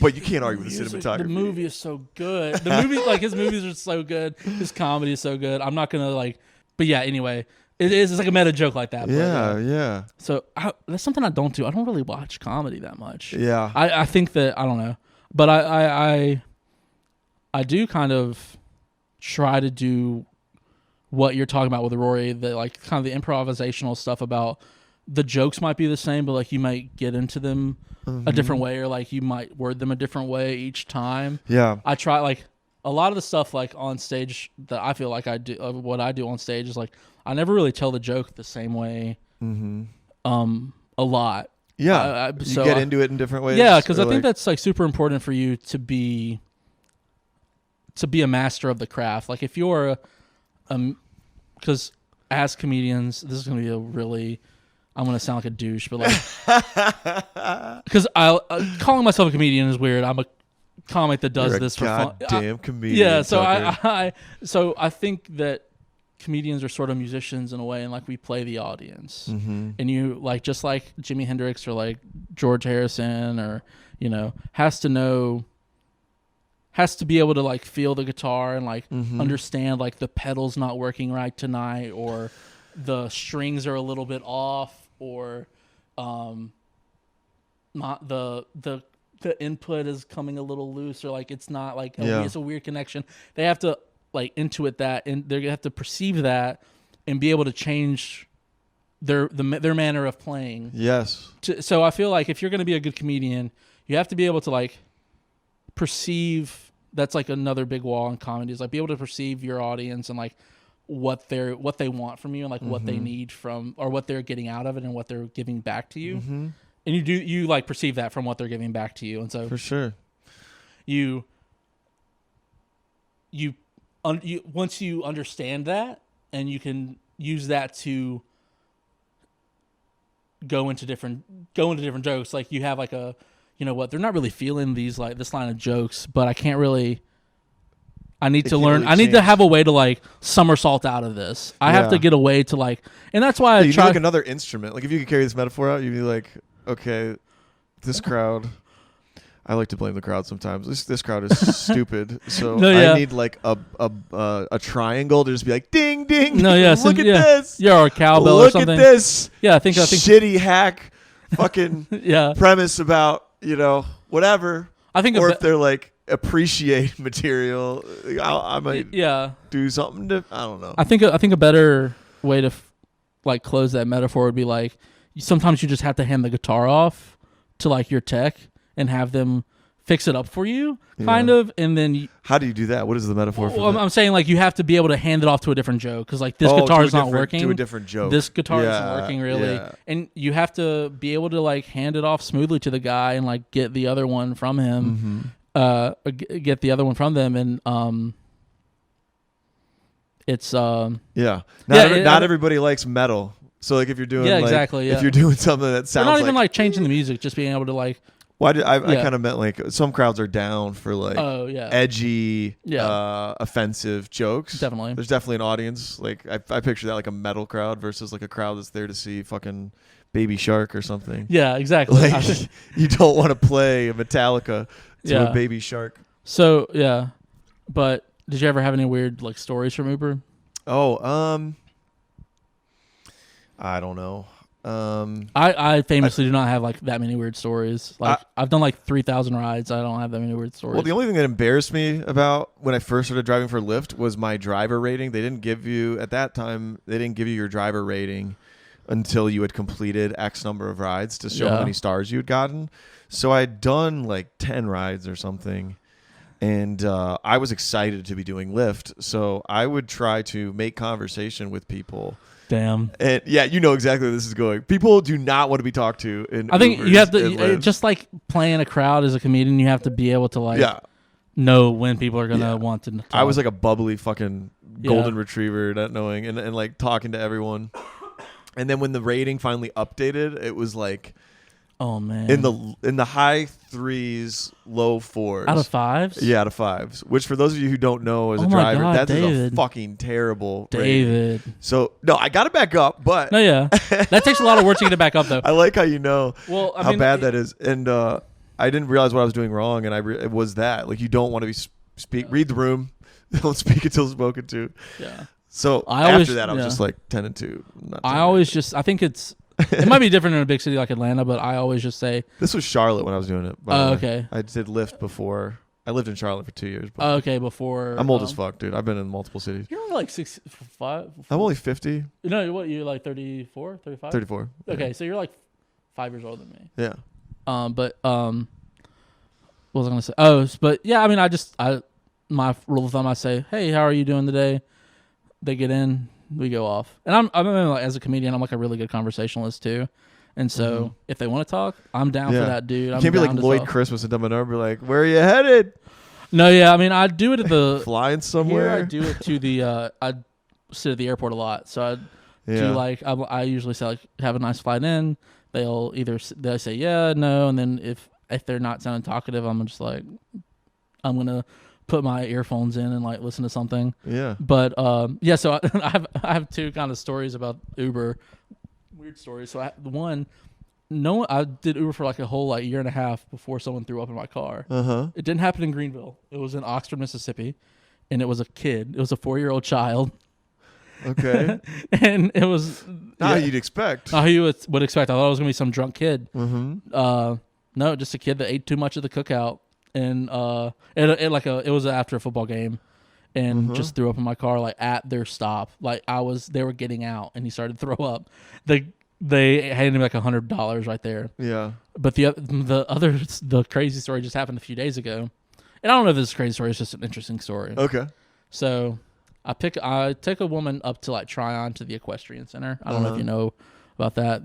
Anyway, so there's like a horse track up there. So I take a woman up there, and I'm coming back, and I have my app on just so if I can pick up a ride going somewhere far or somewhere, coming back to Greenville or coming to Spartanburg or something like that. So I have it on, and I get a ping for a ride in Inman. Mm-hmm. I go like down. It's like kind of on the back roads of Inman. I go near Chapman High School. I go and I pull into this thing. I pull into this like yard. It's for like a double wide trailer, and a woman comes out, and she has 2 big duffel bags. She puts them in the back seat. She gets in, and I'm like, "How was your day?" And she's like, she said, "It's been a rough one." She gets on the phone. She starts like talking to this dude about how terrible the man she's leaving is, and so she's talking about how bad this dude is, and I'm like, okay, this woman, like, she would be hot. Or she was an attractive woman, but she would have like been like 2005 hot. You know what I mean? Like no, like she I don't know if this is just something that I've like perceived. Like she had like a Monster Energy shirt on. Okay, that was like Monster Energy Racing or something. Like okay. She was, and she like hung all the around rage of 2005. No, I'm saying like she hung around dudes that like dirt bike raced or something. Yeah, she was like that type of chick, Sure. Yeah. And so like bleach blonde hair and but probably up in age a little bit, probably in her like older than you. That's what I'll say. Like she was older than you, but younger than 40. But okay. So she might have been right around 40, honestly. But anyway, I don't know. What do you want to say? Fucking fine. Go ahead. No, I'm kidding. It's so she's talking to this dude. She gets off the phone with him. She also makes like a Joe Dirt reference in the middle of it. Wow, she's really playing this part. No, yeah, dude. Yeah, she was central casting for like 2000s old MILF or something, So she starts talking to me. She's talking about this terrible dude she's leaving, and I'm bringing her all the way to like Taylor's. Talks about this terrible dude she's leaving, and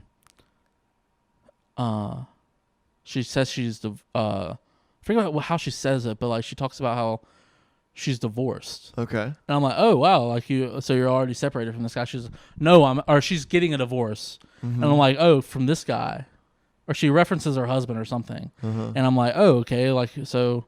She's like, yeah, he's another asshole.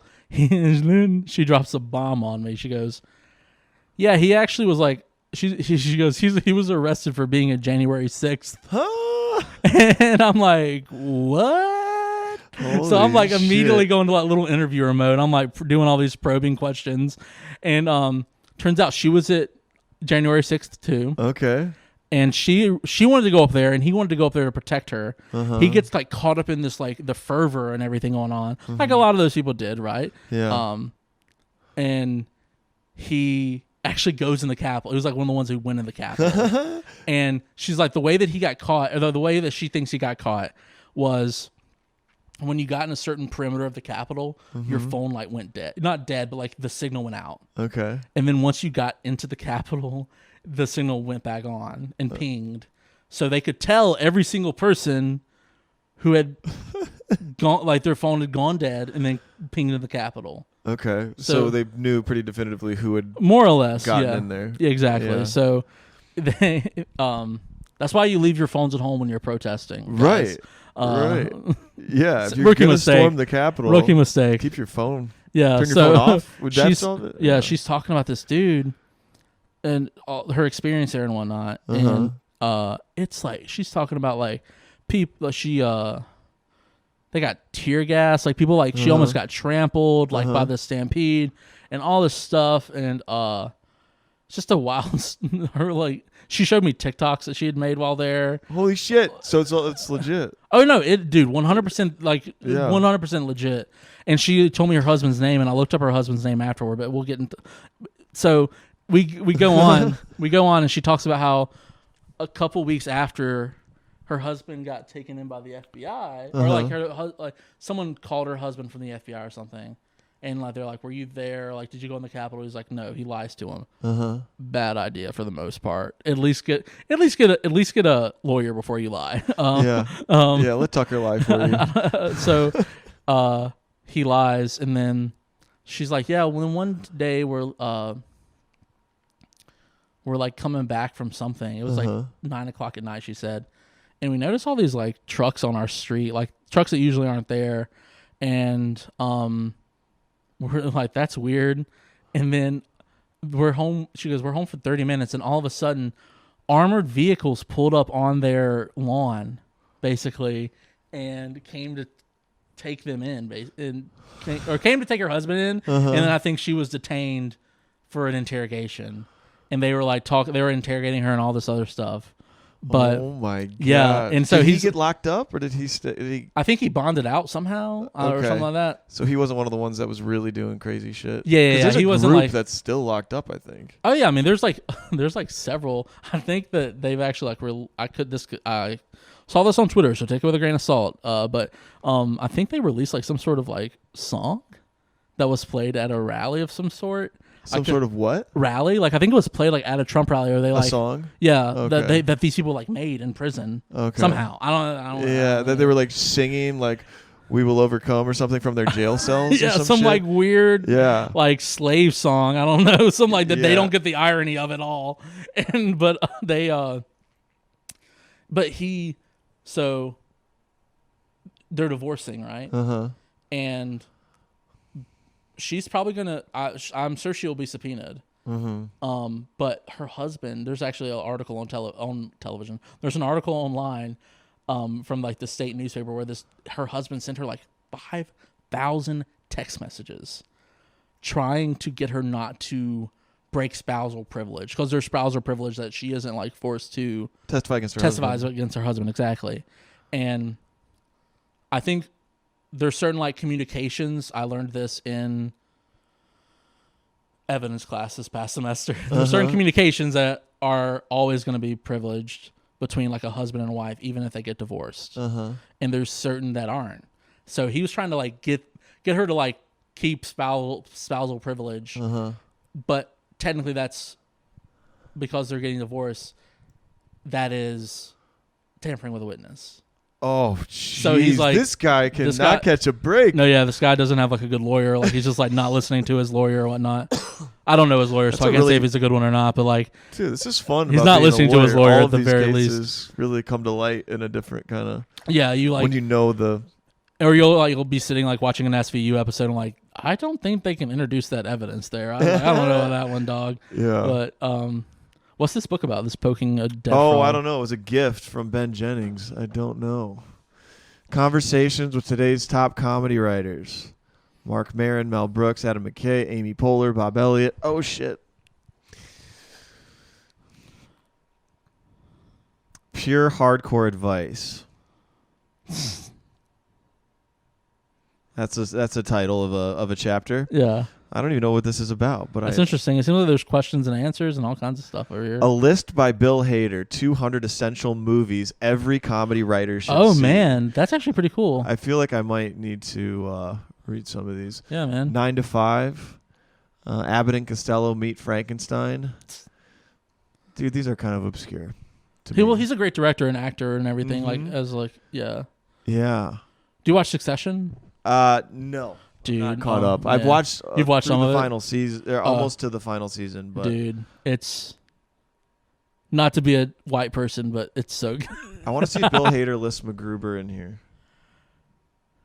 Does he really like Damn MacGruber? It. No, but I think it's the best. I think it's one of the best. It's a movie? It's not The a TV Incredibles.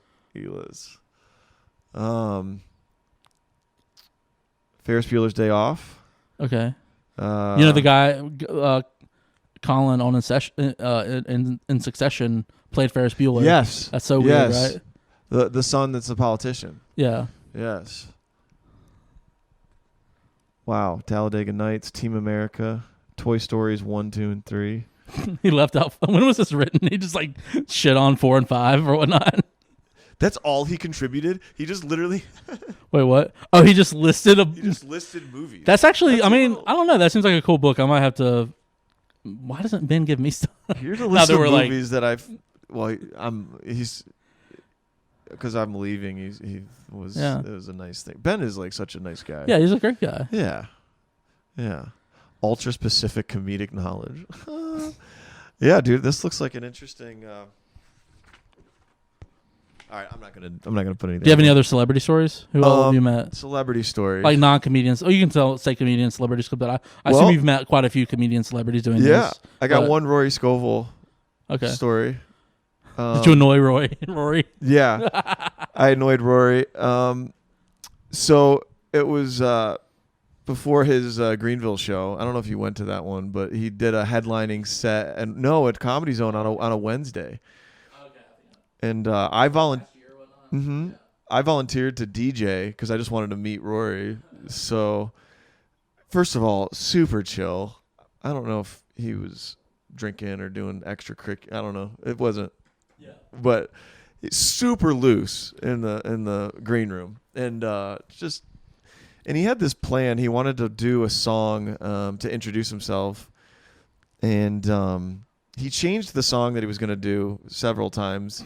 And then he picked one. I forget what the song was. I love the idea of him going, yo, man, this song. And they're like 5 minutes. No. Scratch that song, this song. I love the idea of this. Exactly. Because he's like, no, that's stupid. Nah, that won't be funny. Yeah. And then he picked a song that he's like, okay, I like this one. And he's like, I'm going to do a long walk up. Like from the back bar area behind the table all the way. So the song was pretty cool. And I was like, okay, I got you. I'll play the song. I'll light you at this time. Sounds good. Like I was just trying to play it cool or whatever. So then there's the Comedy Zone laptop in the back, and I don't know if anybody's seen it, but it's like old as shit, like dinosaur. It has like one of those little like red button trackers in the middle. Yeah. Like it's like super old. Yeah. It's a ThinkPad. That's all like exactly before they reinvented the ThinkPad. Yeah. So I had the song queued up, and I go to hit play on it, and the computer freezes. Oh no! And there's no music playing, so the crowd's going nuts, and Roy's just kind of walking slowly. He's just like, I hate this lanky, tall ass. And then he just said, "Let's just imagine that there was a song playing that whole time." And he's like, "I want that man fired." Yeah, dude. I was like, "Fuck." No, yeah, that's the worst. Me. It's over. No, it wasn't that. What about non-comedian non-comedian? Well, there's Russell Crowe. I saw Owen Wilson in front of a store in Asheville when they were shooting that bank heist movie with Kristen Wiig and Zach Galifianakis years ago.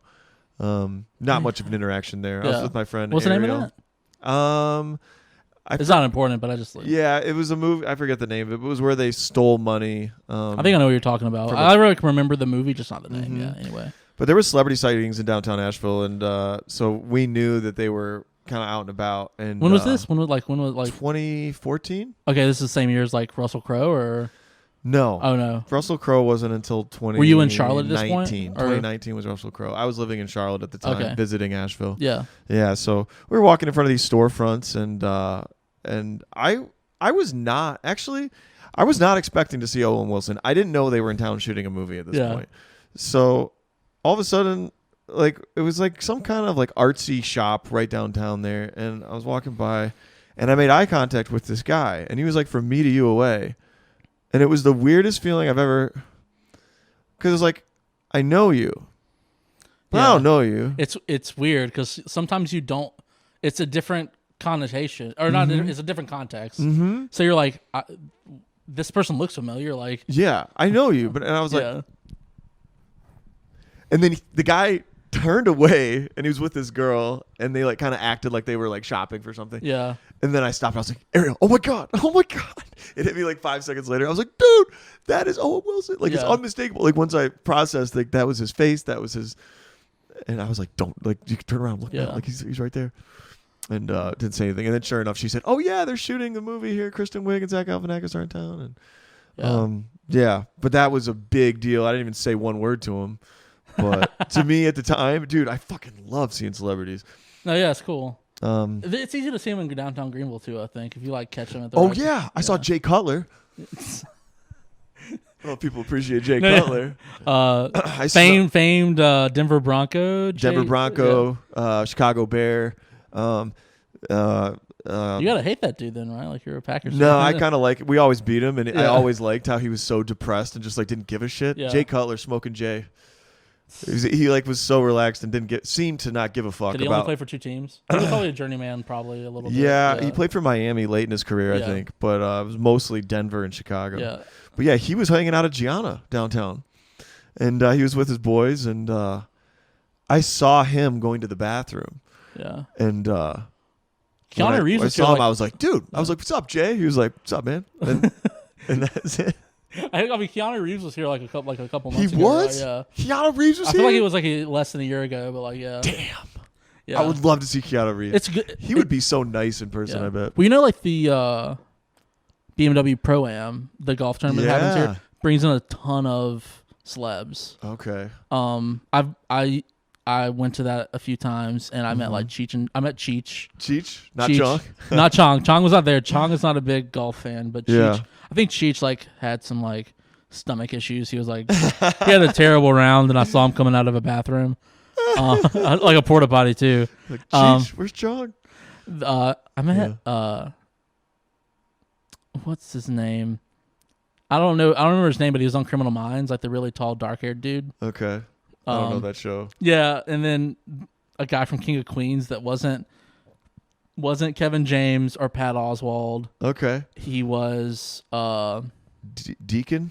The no, it black wasn't dude? Deacon. It was the cousin. It was like Doug's cousin. Okay. You know what I'm talking about? Like I think his name's Gary Valentine or something like that. Okay. Yeah. Yeah, so I met him, and Yeah, he's a fun one to just say what's up to. I think I drove by Uncle Cracker, Yeah? which is a weird, like a crazy celebrity to like Yeah. come in contact with, like after 2005. Yeah, for sure. Then I've met a bunch of, I mean, not to brag, I met like the president of the United States and the vice president of the United States. You've met current. You met Biden and Kamala? Yeah, I mean, yeah, I've met them. Yeah. I mean, like I say met, I've shaken their hands and like been within like 5 feet for like 30 minutes at a time. Yeah, I mean, I had a cool life at one point. Yeah, dude. But I met Cory Booker. I saw Obama up close. Yeah, that was pretty cool. He spoke at a groundbreaking for a lithium-ion battery factory in West Michigan. That's cool. And our economic development company was organizing the event, so we had to like get vetted by Secret Service. Yeah, and they looked at our Facebooks and looked at all of our stuff to make sure we weren't. Trump like terrorists. spoke in 2016 at Wofford. Oh yeah, and I was part of like the student government, and he. Did you get to see him pretty close? Yeah, we like. What was that like? It was pretty cool. I mean, it was very interesting because like it was a big uproar on campus about him coming. Of course, he was and still is like such a like polarizing candidate, but like, I mean, it kind of makes it cool because I saw him in Atlanta once at the Fox Theater, and I just love Trump at the Fox Theater. That's hilarious, dude. actually. It was absurd. That might be the funniest thing to happen to the Fox Theater in a long time. But the people protest so much that like the amount of security they bring to a Trump event is insane. Like they got dudes on horses, helicopters, like barricades, all this shit. There were a number of people that like walked that there was a protest, quote unquote protest of like 20. Maybe 15 to 20 people stood up and like walked out like in the middle of it. I mean, I think that's a good way to bring attention to that. But I saw Ben Carson too at Wofford, which was weird. Yeah. Did he draw a big crowd or no? He smaller than Trump's. He's such a boring speaker. I did fall asleep. Dude, yeah, he is boring. I like fell asleep in during it. I love the SNL impression that he like holds his hands like this. Yeah, but actually, you know John Ossoff. He's like the senator from Georgia now. Yeah, vote your ass off. I remember that campaign because they were campaigning hard in my neighborhood when I was in Atlanta. When did you move here? Like in 2020? 2020. Mm-hmm. So you were there in 20. Sorry. You moved here in 2020. Mm-hmm. I think in 2016 it was like a special election between him and 2016 or Stacey? maybe 2018. No. I think it was 2018. Who was it? I forget. I want to say it was 2018 when he was running like for like they the were first pumping time. money behind him for a while. I don't think he won the first time, but then he ran. won. So Ossoff ran for a House seat, like a U.S. House seat, to replace. I'm gonna feel so bad. It was the guy who got Trump's health secretary position. No. Wasn't it? No, that's I want to say that Maybe it was. I feel like he was like. I feel so bad for not because he's like a dude. Back in 2016, his name's like John. Johnny Isaacson. No, he's a civil rights That's icon. That's why I feel like really bad not remembering his name. Okay, it's not Elijah Cummings. I don't think it's Elijah. But anyway, beyond the point. I got to introduce him at an event. Like, hell yeah! So in my first event, you also have a rock star in the Democrat Party. Yeah, he's kind of an up and comer right now. So he, I was working an event for Kamala Harris. Like I was helping run the event, like put it together and everything. And they're like, we need someone to do the voice of God, which is like where you talking to a mic, you talking to a mic and you introduce people. Like you'll say like, coming to the stage, David like kind of what Jalen and y'all do like at Comedy Zone. So I got to do that for like several, like all of the people except for Kamala Harris, which John Ossoff introduced. Right. So I was like it was pre-recorded. So I like was sitting at the back of the auditorium for like 30 minutes. Like I like listened to like CNN clips of like how you say his name correctly. And like I was like, bringing to the stage John Ossoff. It was actually pretty cool. It was pretty cool. Nice. Yeah. But I don't have any cool celebrity story. Like you're cool, dude. I don't know if you knew that at the time of the 2016 election, my friend Sarah Ann was working for Johnny Isaacson, who's a senator, right? That's his name, Johnny Isaacson, state senator or state senator. No, he was a senator for in the Congress, Michigan or Georgia. Oh, okay, yeah, I know who you're talking about now. And she went to my college, so Hillsdale's kind of libertarian, right? And so you can call it a feeder school into the GOP. It's cool. Feeder school into the GOP. If I was doing stand-up, I'd be a politician, resurrect the Republican Party. No. But it was so cool because she invited me to Johnny Isaacson's campaign celebration on the eve of 2016, which was pretty happening because he won. Yeah. And then that was the night Trump won, and nobody thought he was going to. So it was like this ballroom, House of Cards type environment where like... And kind of, there's actually... And if you're a Republican, you were pretty jacked that night. Oh, no, yeah, definitely. We were here at Connolly's downtown. Yeah. And there's actually a really good picture of like me and some other politicos.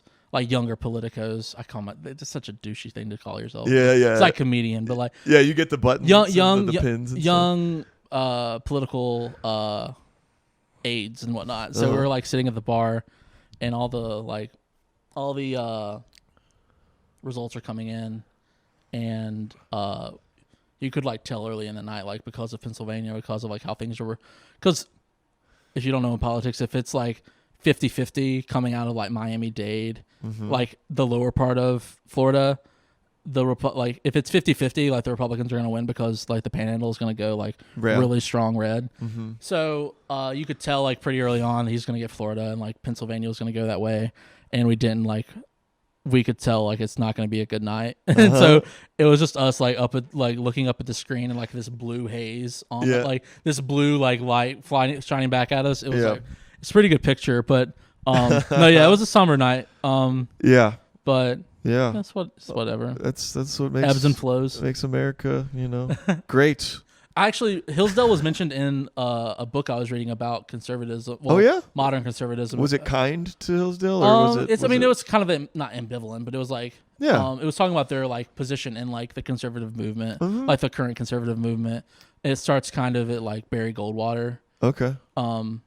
Arizona Senator Barry Goldwater, and goes from Goldwater. It's all the way through Reagan. They've done like the first half of Reagan's presidency, I think maybe. Yeah. And still waiting for the next book to come out, but it's a really good book. Rick Perlstein, I think, is the author. Okay. There's like 5 books in the series. It's a really. You want to nerd out on politics? Yeah, if you're in politics, go ahead and do that. Yeah, Hillsdale's, it gets talked about a lot by partisan outlets, but it's not that way, really. I mean, it's just a classical liberal arts education. Yeah, that's hard as shit. Like, when it comes to studying, literature, philosophy, history, Walford's like that too. Economics. It's not like, it's not propaganda. It's just but and it's fiercely libertarian. They don't accept any funding from anywhere. That's from the really federal good. I mean, that's because they don't want to be told what they have to teach. Does that does that make the price tag higher for Lower students? Lower For students because it's not subsidized. So the cost is kept much lower. Because when it's subsidized by the government, explain that the economically university will just charge more to cushion. Anything that's subsidized, the price goes up. Okay. In general. Yeah. That makes sense. That's why, yeah. Okay. So it keeps the cost low. And they can be more they don't have to it's more exclusive to they can admit fewer people. The bigger they get, the more the standards go up. Now I probably couldn't even get in there. Yeah. You were on the football team, right? Yeah. So. Yeah. I mean, I had a good GPA, but my standardized test scores weren't that great. Yeah. So, I mean, I would get in now, but I probably wouldn't get any money. I think I got some academic. Yeah. But anyway. That's cool. That's an interesting school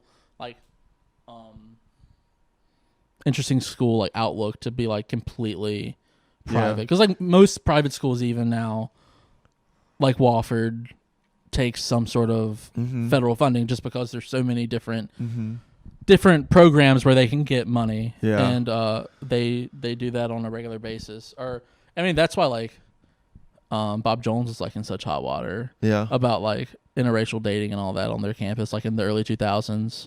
And they didn't allow that. Yeah, I don't think I don't think they allowed interracial dating, or it was very frowned upon. Yeah, but I'm pretty sure it was forbidden for sure for until the early 2000s. And I think in the 60s and 70s they had this huge thing about integration, and they didn't take federal money for a long time because of integration. I think. Wow. It was. I mean, that it talks about Bob Jones in these books too as well. Yeah. As part of this conservative movement from Yeah. Hillsdale, we were pretty proud to be the first to admit, irrespective of gender or race. One of the first. Say that again. I'm sorry, I just didn't understand. We would admit, regardless of women, African American. We would admit on purely based on merit alone. On merit alone. Yeah. And we did that pretty early. Of course, now we don't do as much direct affirmative action. I think we have programs to if it's inner city or to get I think folks that wouldn't otherwise have a chance, but we don't have strict affirmative action quotas or things like that. I think with things like affirmative action, and the Supreme Court's come down on this recently, or it will in the next couple months, I think, or anyway. But there's a sweet spot to hit, because you really want to, because it's important to take people's lived experiences, right?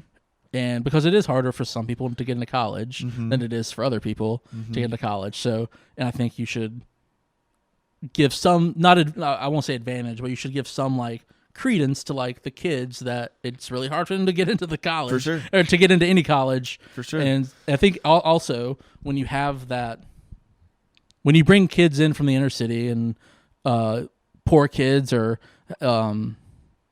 kids from different creeds and races and whatnot, different countries, it enriches the education because you get different viewpoints, different perspectives. Yeah, for sure. 100%. I think that's super.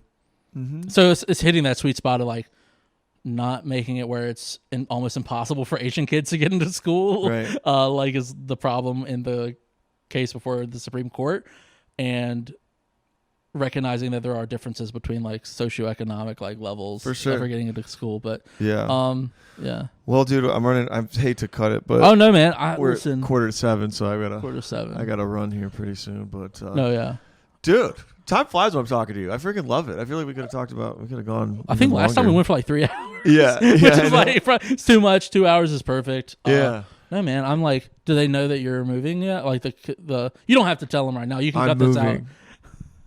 I'm moving. This is the first exclusive, dude. I love to get the exclusive on this. I'm like Joy Behar, bro. Alexis has been talking about it for months, so I think most everyone knows. Yeah, it's sad. It'll be.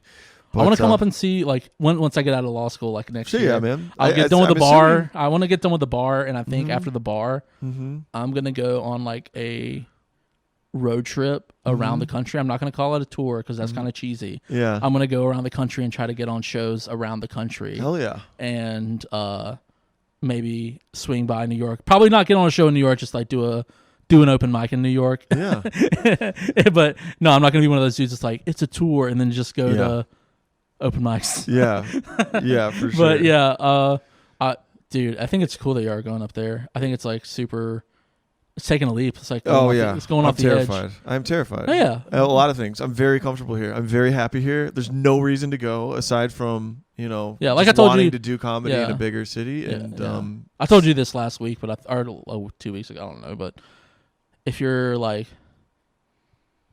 not uncomfortable, you're not growing. So being like in an uncomfortable environment, like it's good for growth. It's terrible for like maybe your mental health. Yeah. But like as long as you have like friends, you're gonna have 2 friends up there with you. So it'll be good for you to like grow in comedy and everything, man. Yeah. So dude, means a lot, man. Appreciate that. Yeah. Do y'all have like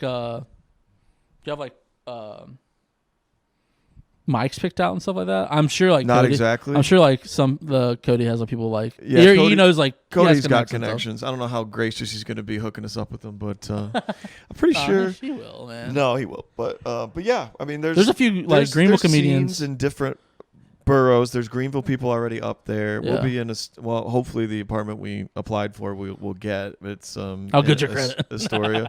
Yeah, I don't know. I think they might combine them all. I don't know.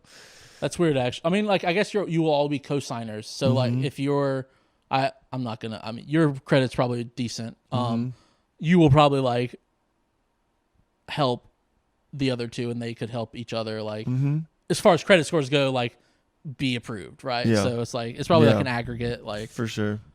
But so I mean, good, man. How big's the apartment? Like 1 bedroom or 2 bedroom? It's 3 bedrooms. So okay, that's nice. I have your own place. We got a living room, and it's cool. Damn, y'all are living in like a friend's apartment. What the? Yeah, I mean it's small. We FaceTimed the realtor. It's small. It's like micro rooms, like smaller than your bedroom here. I'd say the living room is probably like half of this size. And then the bedrooms are probably as big as this. Yeah. But that's the cool thing about a small kitchen. Yeah, that's the cool thing about New York. It's like you don't need to spend time at home. Like you can like you make home your home and yeah. I think that also. I mean, it's gonna be dude. You're gonna be able to hit like multiple mics a night. That's gonna be cool as gonna be cool as hell. Yeah, right. That's gonna be like you're gonna be able to like hit one at like 8, and then one at like 10. There's like dude, you won't be. Listen to comedy podcasts like about like by Pete Holmes, like his like early on in his podcast he talked more about his like comedy career and going to mics at like 12 a.m. and like getting on stage. Yeah, that was it's one of the. I mean, I assume that's going to be so much fun. Yeah, I hope so. I mean, we're gonna be in the back of the line in a city like Memphis or Denver or Atlanta. Or just, everyone's. So many people have moved away. That's like so many people that I've like started. Me and you didn't start at the same time, but I feel like we're part of the same like weird core cohort of people.